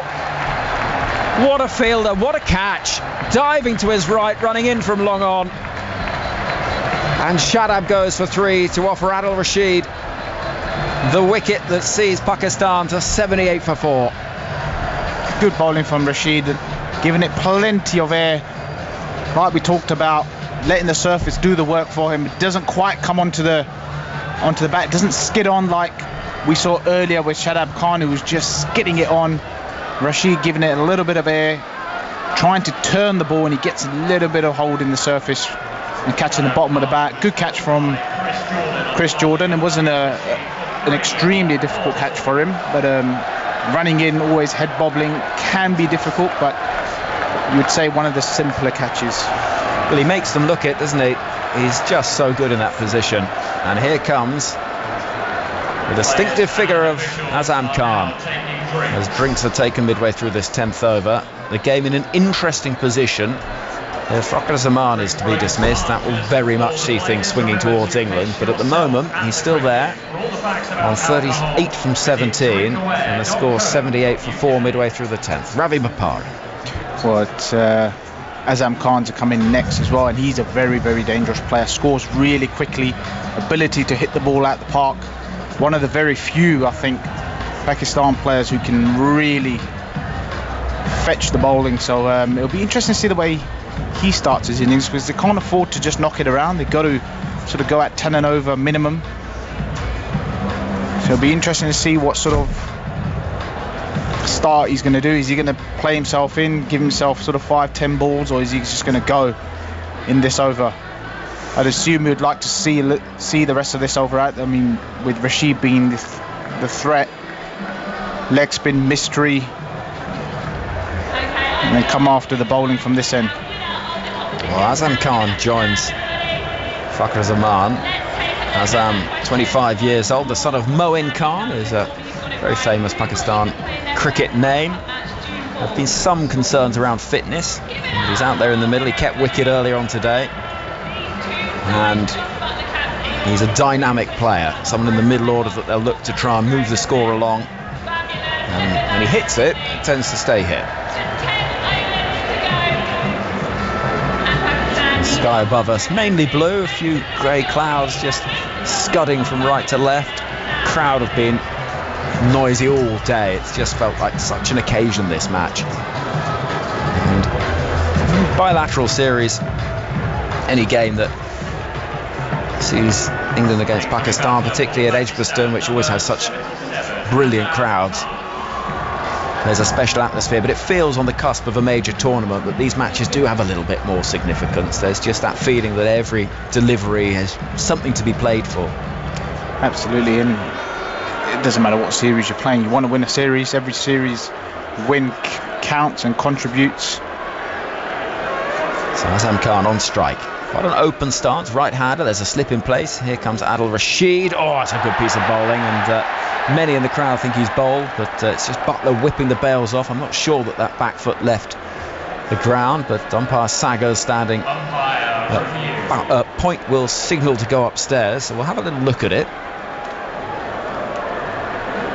My instinct is this is probably for Graham Lloyd, not going to be a terribly long check. No, he should be okay. If he's not, then it's sloppy batting.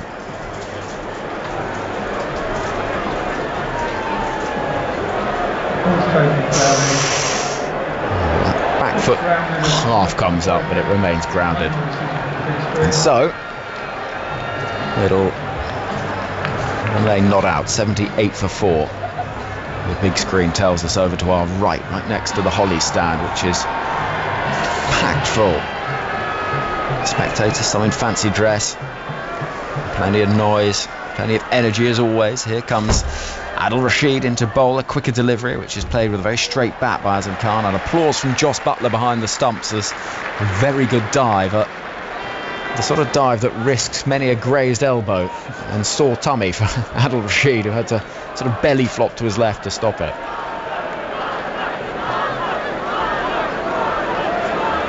Next ball, final ball of the 10th over. Here comes Rashid, a little bit quicker. That's nicely played. Spanked through the offside. It's going to bring runs. Phil Salt's in pursuit, and he will get it before it reaches the extra cover boundary. But 2 runs are taken. And so the 10th over concludes with another good over from Rashid, who's bowled 2.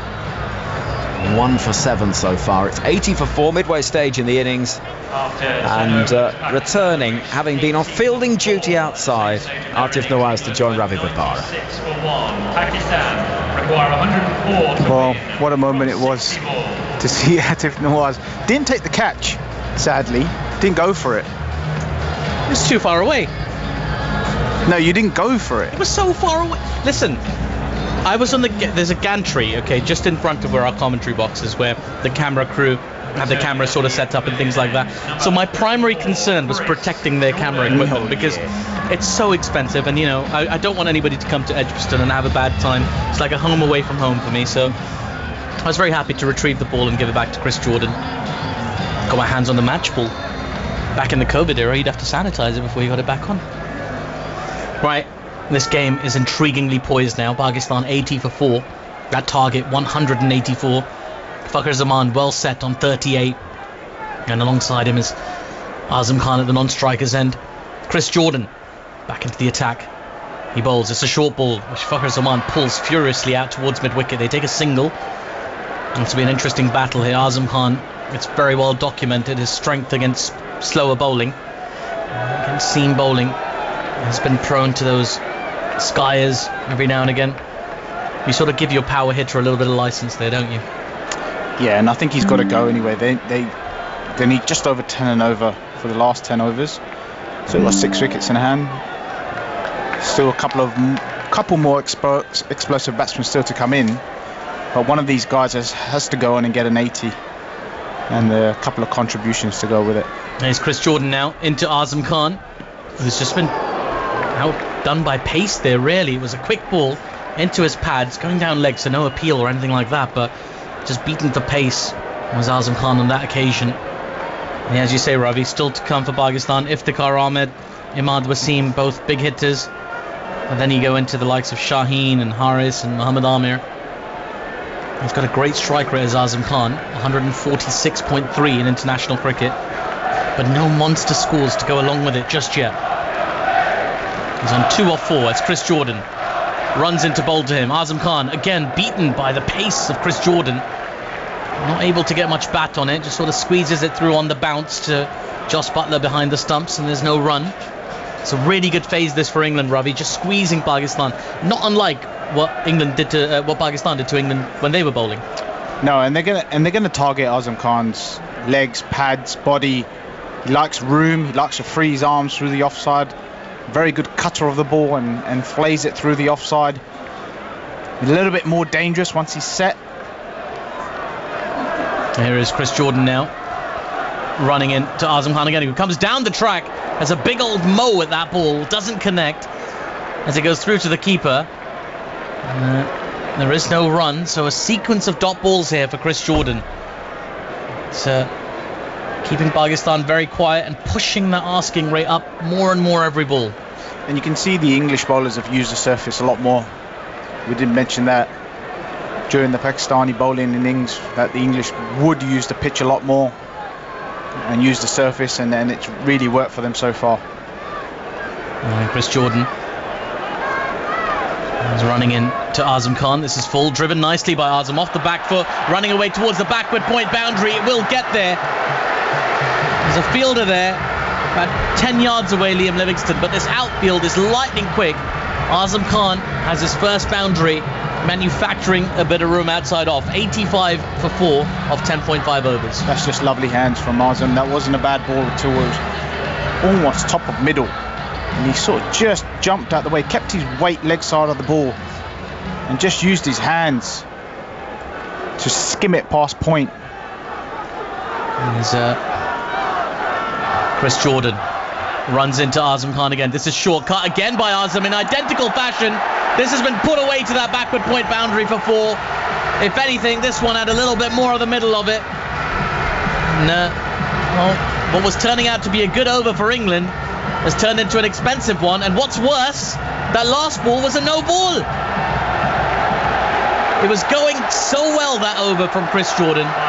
3 dots in a row, then the 2 boundaries, and now a no ball as well. Things can turn on a dime in T20 cricket. I mean, that's one place you don't want to bowl to Azam Khan. You don't want to give him any room to hit through point. That's his super strength area. Doesn't miss out very often there, and that's so unusual to see Chris Jordan bowl a no ball. Normally he's meticulous with his practice and his preparation. I don't know if I've ever seen him bowl a no ball before. And the crowd back into this, chanting Azam's name. As Chris Jordan is in for the free hit. This has been hit high up in the air towards that mid-wicket region. It's going to get cut off by the fielder in the deep. Good bit of work from Phil Salt. So the free hit is just going to cost England the 1. There's a good connection from Azam Khan, but just couldn't find the gap. And Phil Salt, very, very quick in the outfield, completes a very eventful over for Pakistan. 91 for 4 is now the score. That over, 12 runs off it in the end. And the first balls, there was just 1 run off it, so it's quite a remarkable turnaround there. No, there's been loads of counter punches from Pakistan throughout this batting innings. They seem to, every time they lose a wicket, just counter punch with a couple of boundaries, which keeps them in the game. And they only picked up 1 run for that. No ball. Yeah. I mean, it was hit out into the gap. It did look like an easy 2, but not quite getting back for the second run. Both of these batters not renowned for their running between the wickets. Well, if you can hit the ball that hard, I suppose you don't need to worry about that too much. Azam on 11 off 9 now. Fakhar on 39 off 18. 2 blistering 6s in that 39. One of which is one of the longest I've ever seen here in person at Edgbaston, I have to say. Came crashing in just in front of us. Here is Jofra Archer. This ball's been lofted straight to Moeen Ali, extra cover. That's a soft dismissal from Azam Khan. Jofra Archer's been gifted a wicket there. Azam looking to go and up and over. Picks out Moeen Ali, extra cover. And Pakistan lose a 5th wicket. This game turns again. 91 for 5. Yeah, not Jofra Archer's best ball. It was just a full delivery on the stumps. Azam Khan trying to manufacture something through extra cover or point again. Not quite catching it, not quite timing it. Off the bottom of the bat, and it just loops to extra cover. Moeen Ali taking a safe catch.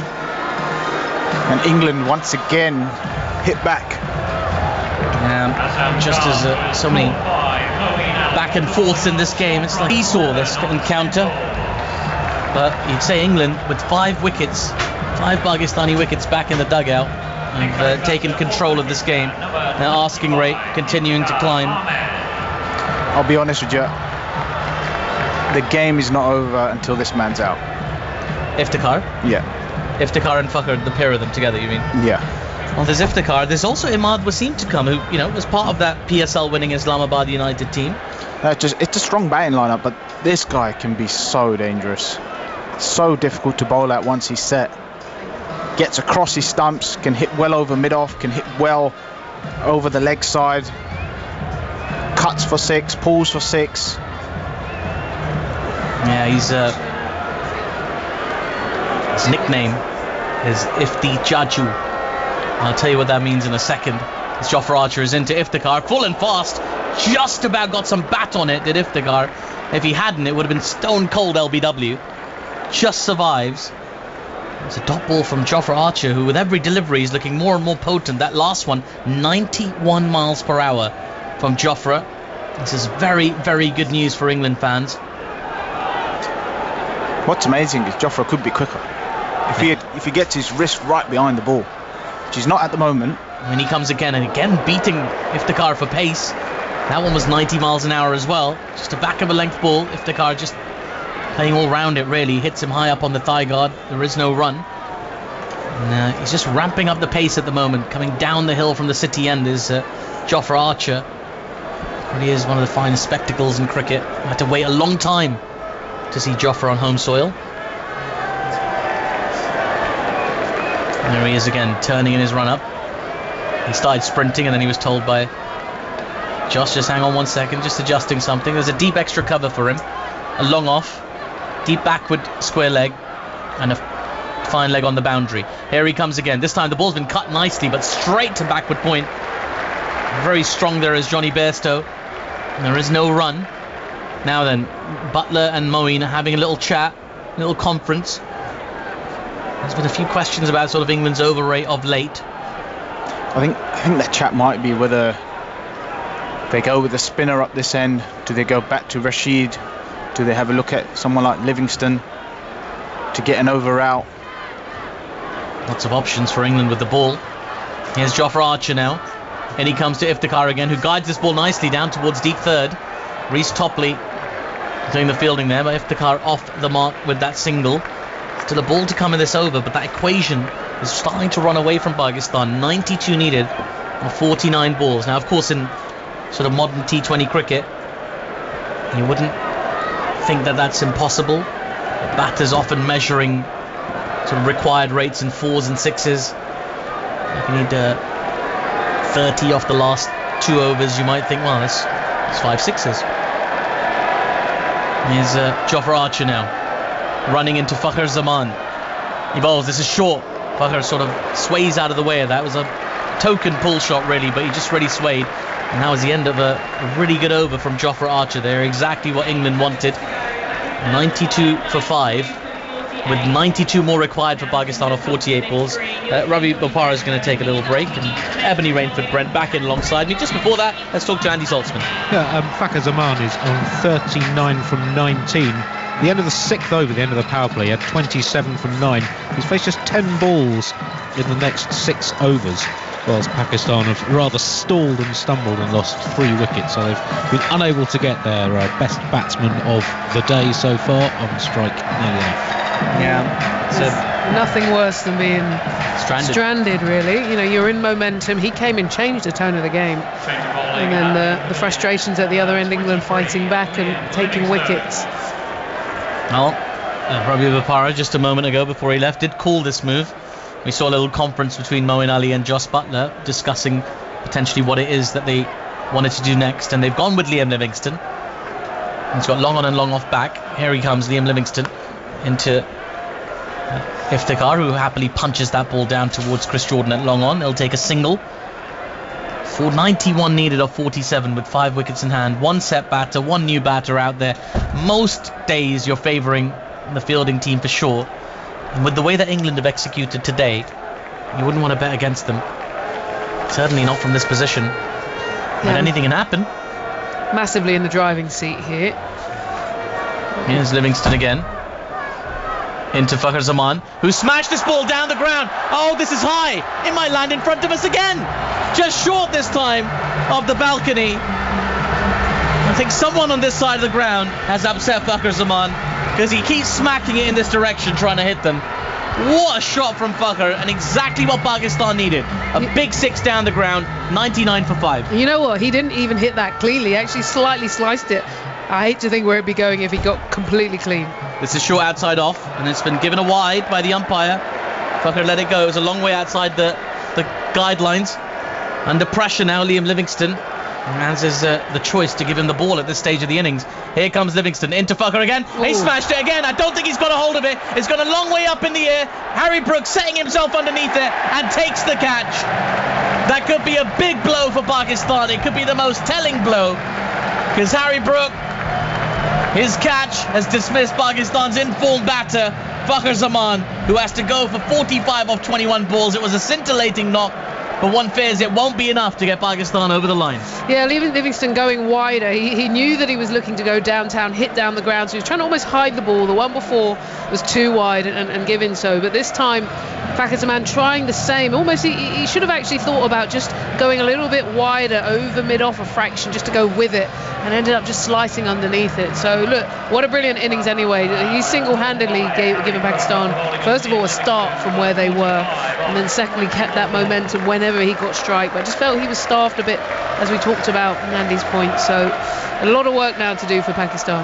And again, credit to Jos Buttler and Moeen Ali, who threw the ball to Liam Livingstone. It was a risky move at this point in the game. They knew the Pakistani batters were looking to attack. That gamble has paid off richly for England. And now you've got 2 fresh batters out there. Iftikhar is going to be joined by Imad Wasim, mentioned.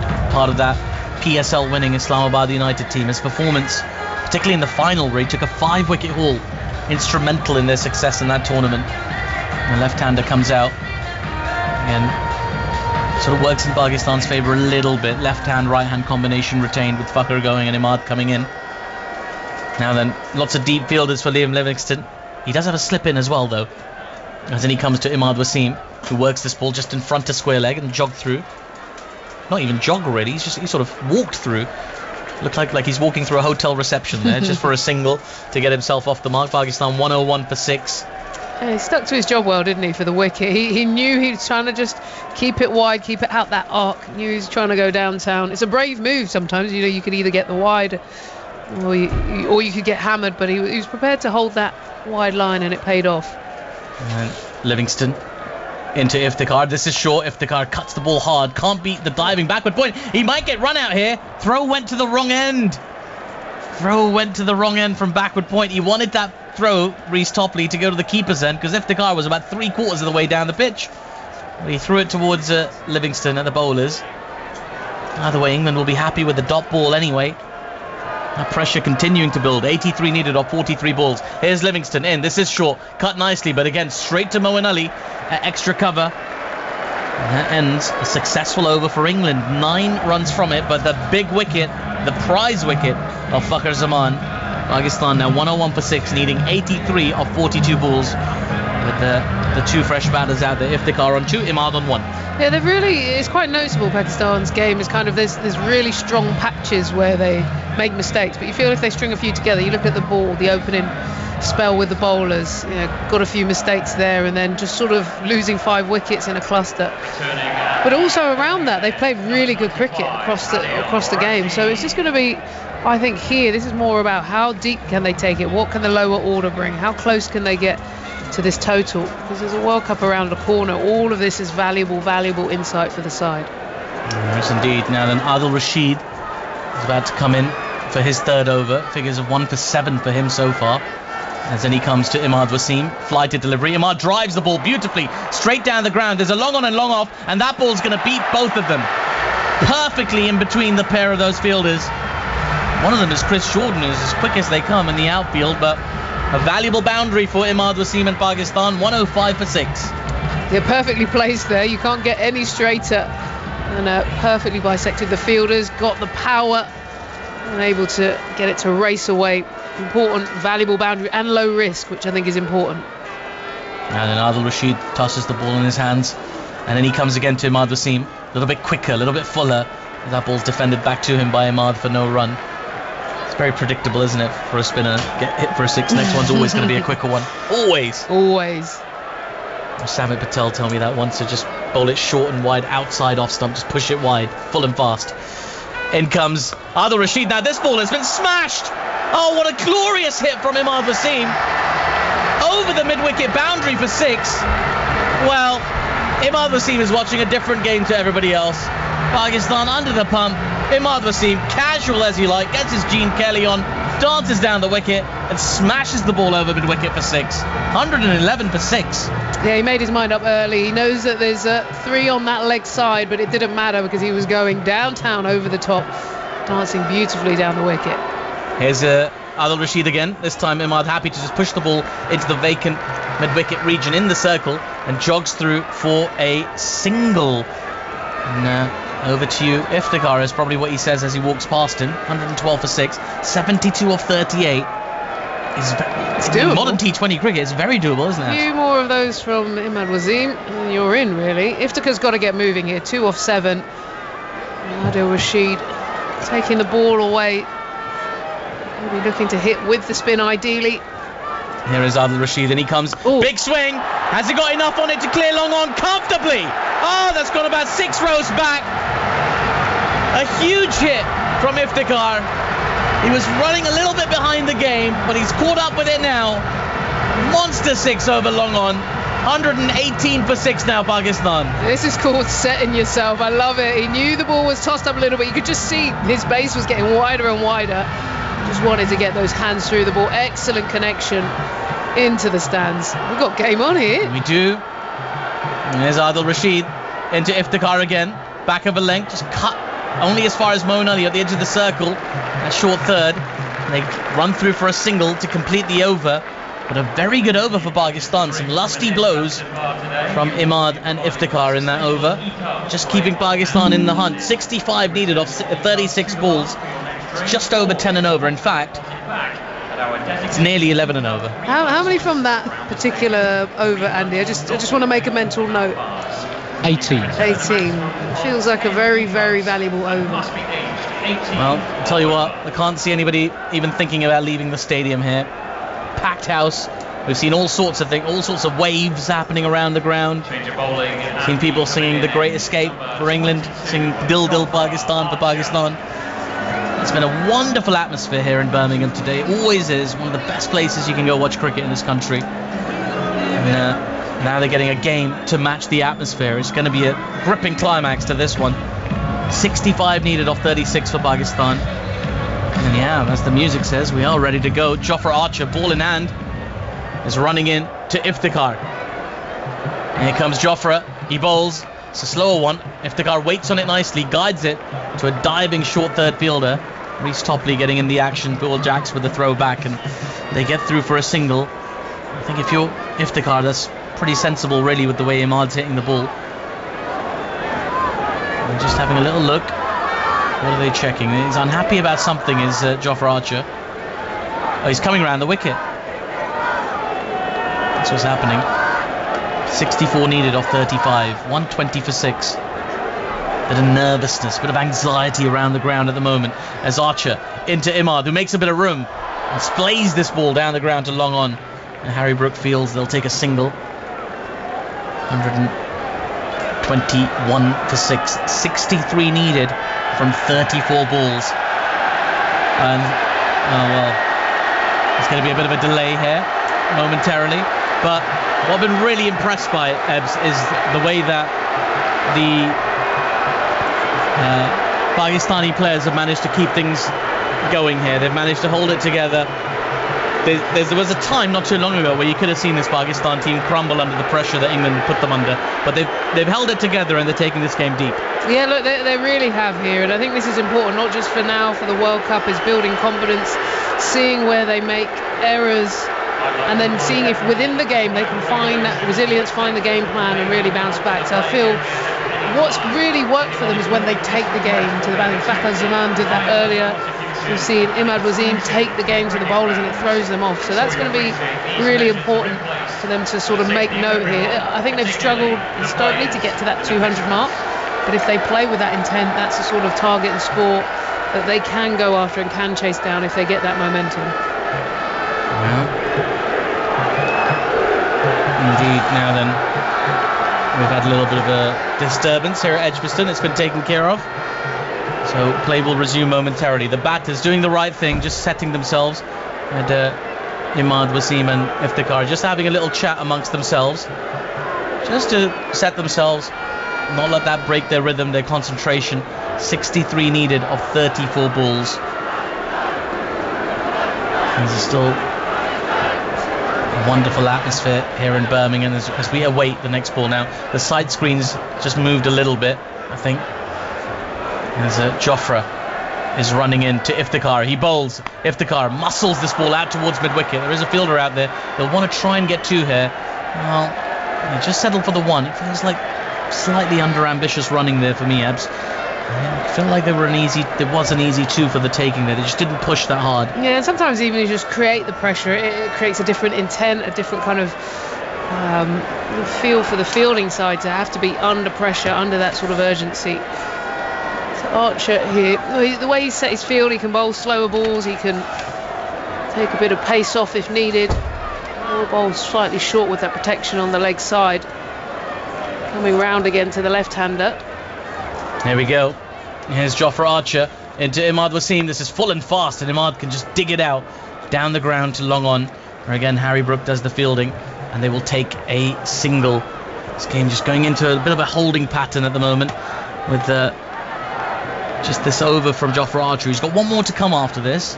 That's been an impressive performance, a heartening performance from an England perspective. 1 for 20 so far from his 2.4 overs. Jofra's been really good really focused and bowled with great pace. Adds so much to this England lineup, especially ahead of the upcoming World Cup in the US and the West Indies. I'll be on BBC here on 5 Sports Extra as well. Jofra Archer in again. There's a short, it's been cut nicely, guided nicely, but only as far as short third. Reece Topley perfectly positioned. And it's a dot ball, a valuable dot for England. Also took a lot of pace off there, Archer, 73 miles per hour. Cutting his fingers across it. But yeah, that World Cup, we'll be bringing you every game of it here on 5 Sports Extra for the BBC.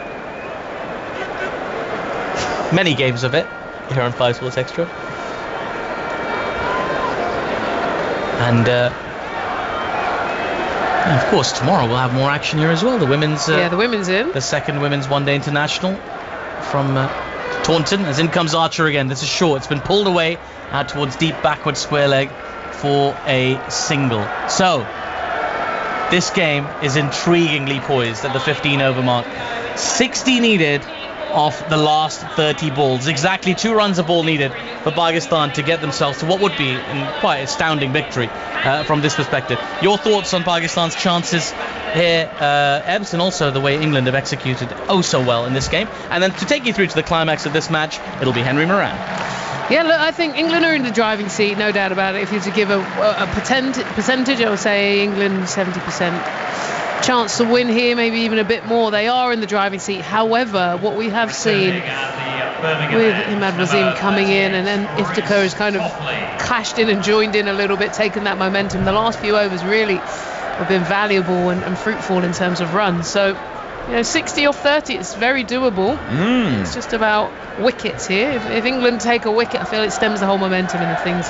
Well, in many ways, for both of these teams, it's perfect, isn't it? Because building up to a World Cup, you want pressure situations. You get that, from Pakistan's point of view, can you chase this down? From England's point of view, how do they hold their nerve when a team's coming at them? 60 needed from 30. Here comes Reece Topley outside the off-stump dugout and heads towards backward point, where a single will be taken. And Johnny Bairstow fields down on the boundary with his sleeves rolled up. 59 needed from 29. Imad's got 14 from 7 and has been lively.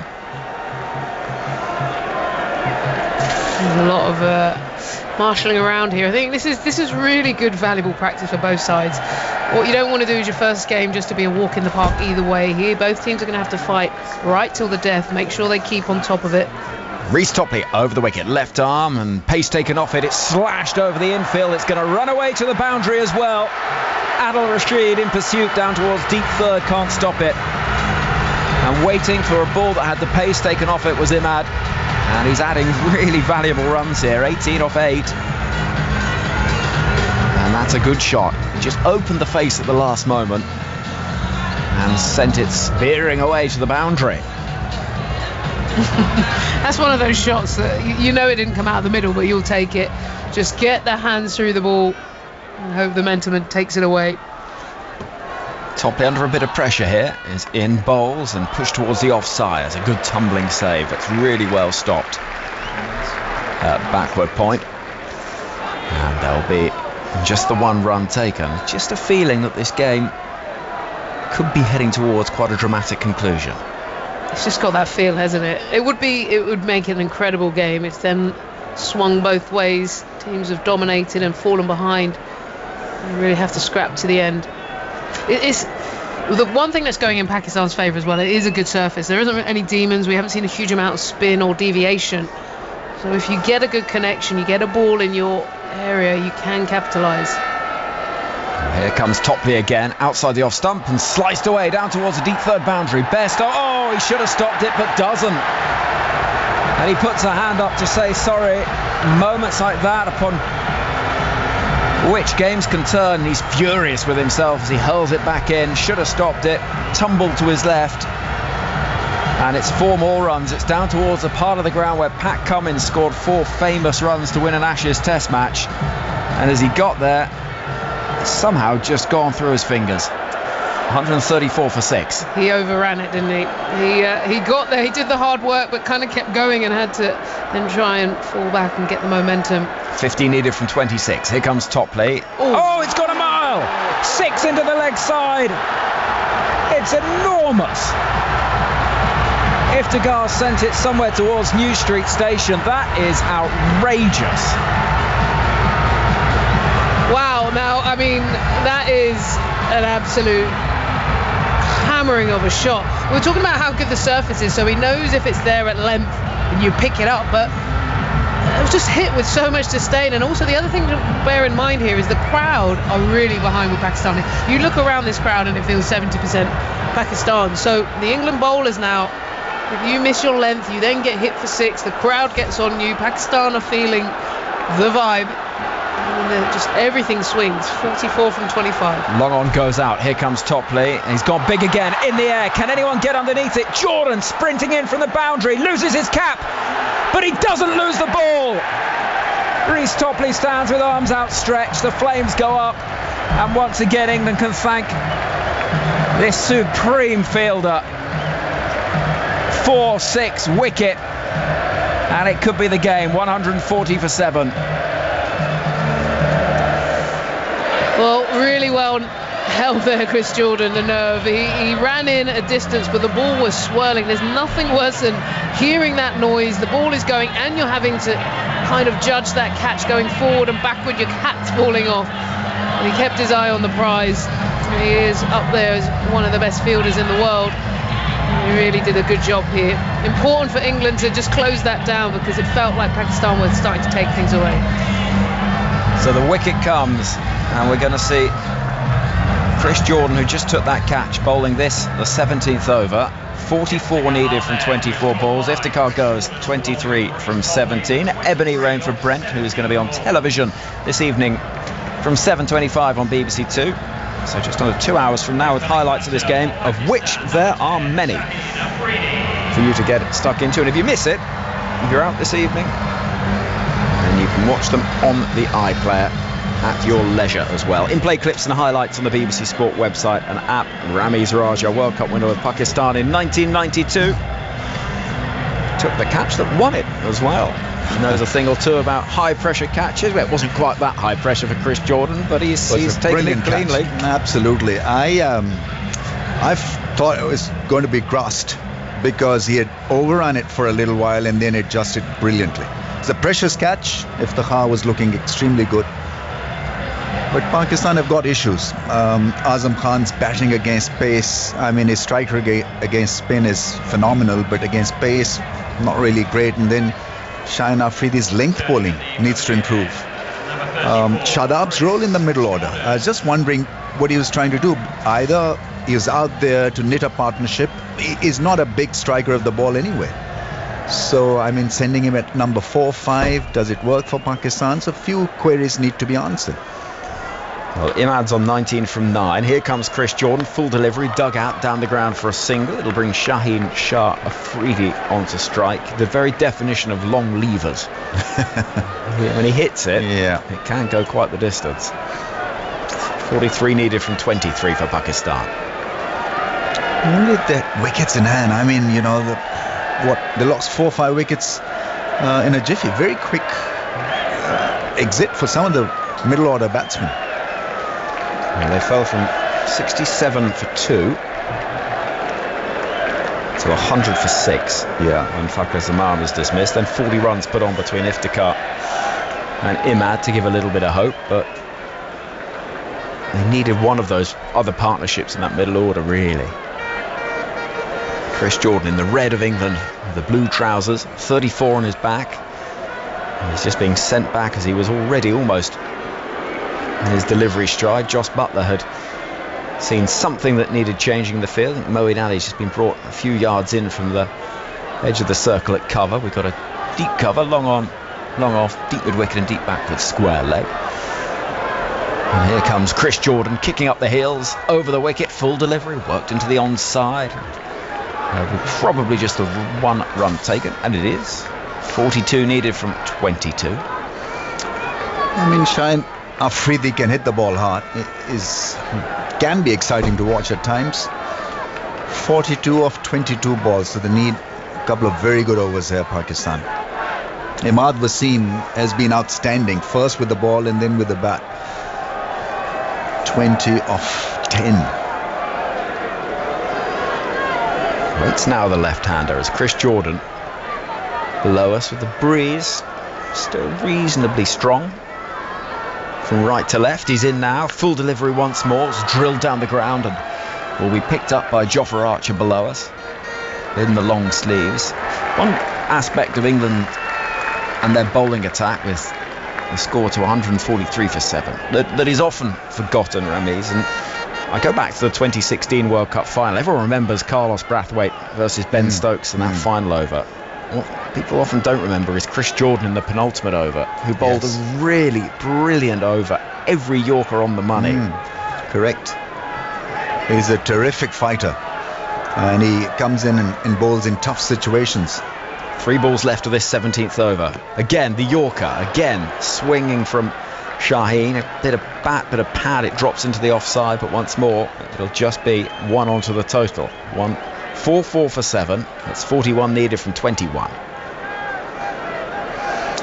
Yeah, I mean, he's a great trier as well, and a very pleasant gentleman off the field.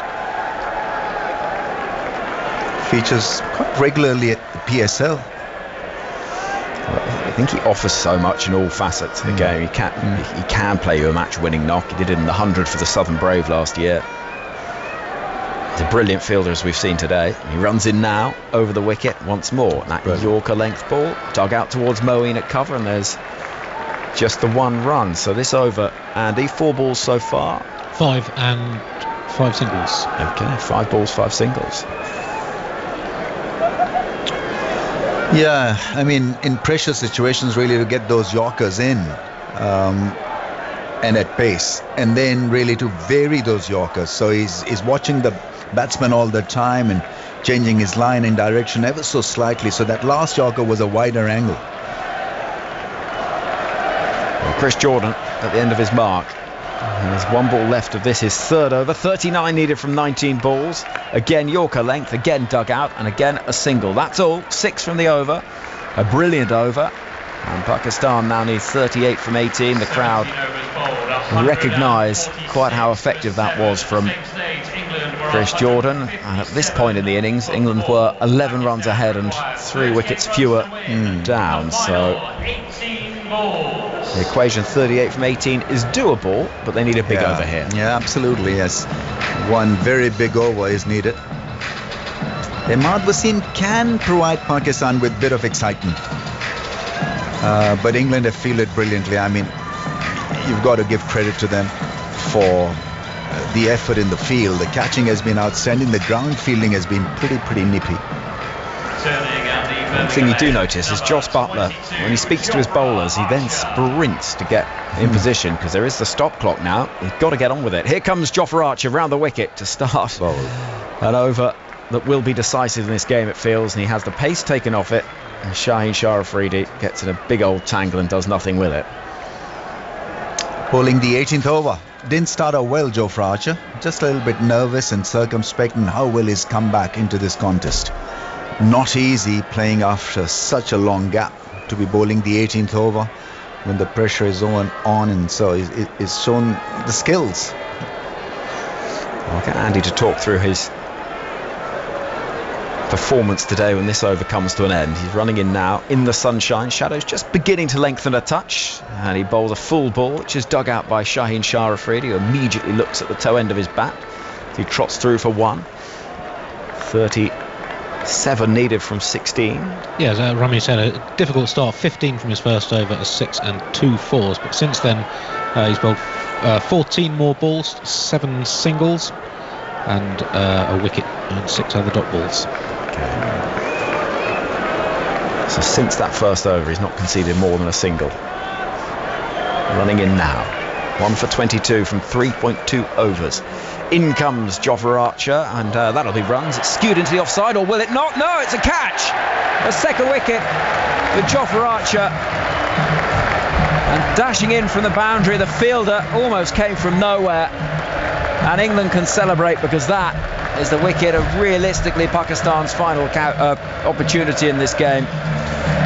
Imad goes 22 from 13. And Jofra Archer in his return, low full toss, skewed away into the offside, out towards the deep, and there was Liam Livingstone.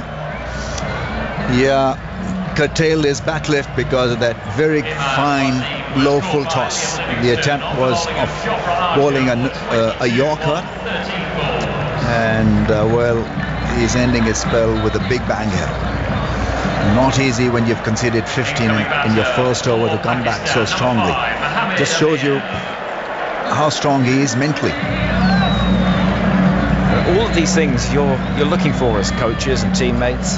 In Chris Jordan in that previous over, and Jofra Archer in this one, and the batting as well, you're looking for these little signs that your team is working well. Absolutely. I mean, his contribution has been great in the field. Jofra Archer has been so good, real athlete, and wickets will give him a lot of confidence. Mohamed Amir comes in and edges first ball through what would have been second slip and to the right of short third for 4 runs. So up on his toes, it brings the 150 up for Pakistan. A little streaky, but it moves the equation to 33 from 14. Yeah, I mean, it was well played in the end, shying away from the line of that ball. Quick delivery from Jofra Archer, showed him the stumps, showed him the edge. Archer receives the ball from Chris Jordan, who's standing 10 yards or so to his right at mid-off. We've got mid-on and mid-off up. And here comes Archer again to bowl to Amir, who exposes the stumps, and as he jams the bat down, he'll get a single square on the offside. As the score creeps forward to 152 for 8, 32 needed from 13 balls. The Jofra Archer return has 1 ball left. And I think he and England will be pretty happy with how it's gone today. Yeah, first game can be a difficult game, especially from the home side. Few combinations being tried, and so if they win, it'll give them a lot of boost. Here comes Archer round the wicket, full delivery, played with a very straight bat by Shaheen Shah Afridi, down the ground for a single to keep the strike. And there concludes Jofra Archer's return. He tosses the ball back towards Jos Buttler and finishes with figures of 2 for 27, or 2 for 28 rather, from his 4 overs. And with a smile on his face, he'll take his cap from the umpire. Yeah, Pakistan needing 31 from 12. Very impressive end to his spell. That last ball bowled around 91 miles per hour, so his pace has been good. He's seen the variations, couple of wickets to go, with that overall fine performance economy of just 7 after conceding 15 runs in his first over. He's ticked all the boxes, in fact. His fastest ball today, 92 miles an hour. Slowest was 73, and the average speed 88. So pace hasn't come down. Effortless pace. Here comes Chris Jordan then for the 19th over. Running in, low full toss, strikes the pad. Big appeal for LBW is given. It'll be reviewed, more because of the match situation, I think, rather than any expectation this will be overturned. It's certainly not going over. It hit him on the full. And Pakistan need 31 from 11 as things stand, but will they be 9 down, or will it remain at 8? I mean, the umpire raised the finger instantly, almost instantly. Shaheen Afridi had to go for a review. Was it missing the stumps? It was covering the stumps and hit his back leg. Probably missing the leg stump, or just about kissing the leg stump, in fact. It could be quite tight, this. It's not as out as it maybe appeared on first viewing. Not absolutely out. Slightly out. I don't know whether there's a term of slightly out. Well, the term that I'm keen to get, now I know Daniel Norcross's is a bit of a Wenceslas, and there's a Christmas carol that starts, Good King Wenceslas looked out. Yeah. And that was a bit of a Wenceslas, I think. It looked out, and we'll have a little check now. And impact outside is outside the line. Right. So the decision will be overturned, so it'll remain at 153 for 8, but it is still 31 needed from 11. Yeah, I mean, he bowls a dot, and so a dot means now Pakistan will only have 11 balls to score 31. Very tough. Shaheen Shah Afridi, tall left-hander, waits for Chris Jordan. A deep cover, long off, long on, deep mid-wicket and deep backward square, and oh goodness me, trying a little ramp scoop, and in the end he almost did a kind of cha-cha slide across. Single taken, 30 from 10. I mean, fine leg, third man up in the circle, so the idea was right, but the execution not so. Here we go, Ramiz. Yeah, I mean, it's just almost snookered himself. Well, he's auditioning for one of those dancing shows, isn't it? Full delivery, and yes. It's again great bowling from the bowler here, changing his line, that Yorker a little bit wider this time. Jordan has been outstanding, none for 27 in 3.2.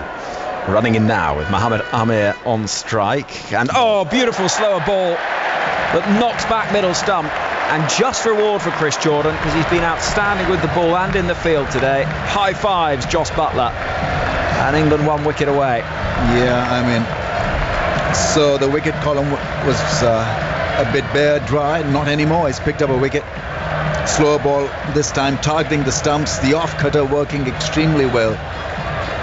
Looking for a scoop over fine leg, not to be. Jordan in the middle of a great spell. He'll end it on a high as well. Well, Moeen Ali said to the media yesterday, he told us England are a more effective side in T20 cricket, and it didn't take a genius to spot that, given how the 50-over World Cup went. But they do look a happy team in this format. Yeah, I mean, there's a lot of all-round strengths. The fielding has been good. There's good quality spin, and then pace has been outstanding. It's just the out cricket has been so good from England. Well, Haris Rauf comes to the middle to join Shaheen Shah Afridi, with Pakistan 154 for 9. They need 30 in theory from 9 balls. His average Haris Rauf is not the worst, 6.3. I don't think necessarily huge things will be expected.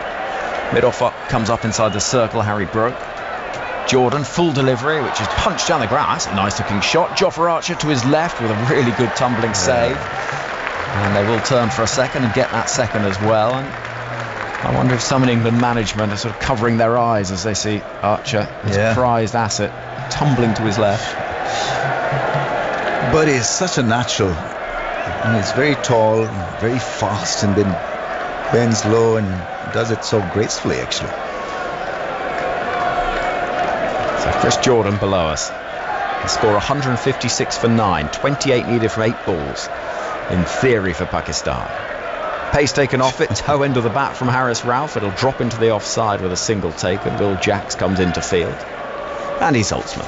It's going to ask Ramiz about Pakistan's middle order struggles. So going back to since the 2021 World Cup matches between the top 10, Pakistan's numbers 5 to 8 have been the least effective of those 10 teams, averaging 16. Collectively, their strike rate of 128 per 100 balls just puts them 7th of those 10 teams. So why do you think this has become a problem for Pakistan? Yeah, I mean, really not been able to find someone of quality and stability. Here comes Jordan. Final ball for him is Yorker length, dug out by Shaheen Shah Afridi for 1. He'll keep the strike. 19 overs gone. And they'll need 26 from the final over at 158 for 9. I mean, you had Mohammad Hafiz and Shoaib Malik bat in the middle order. They had experience, played a lot of franchise cricket. But ever since they departed, I think they've really not been able to find a stable hand in the middle order.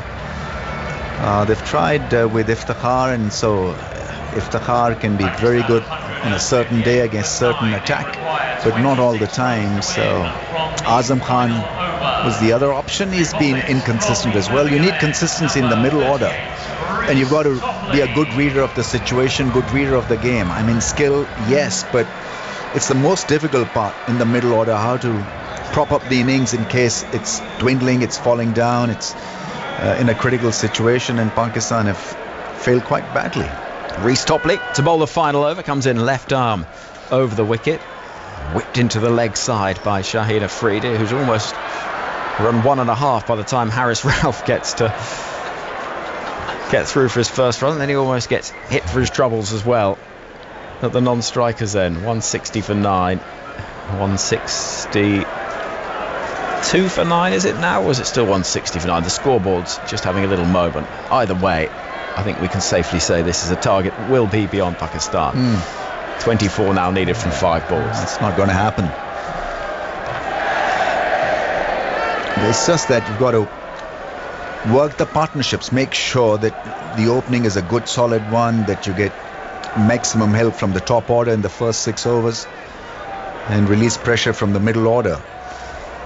Here comes Reece Topley, moving around in the crease is Shaheen Shah Afridi. He's hit the ball a long way in the air. Can a fielder get there? Catch is taken.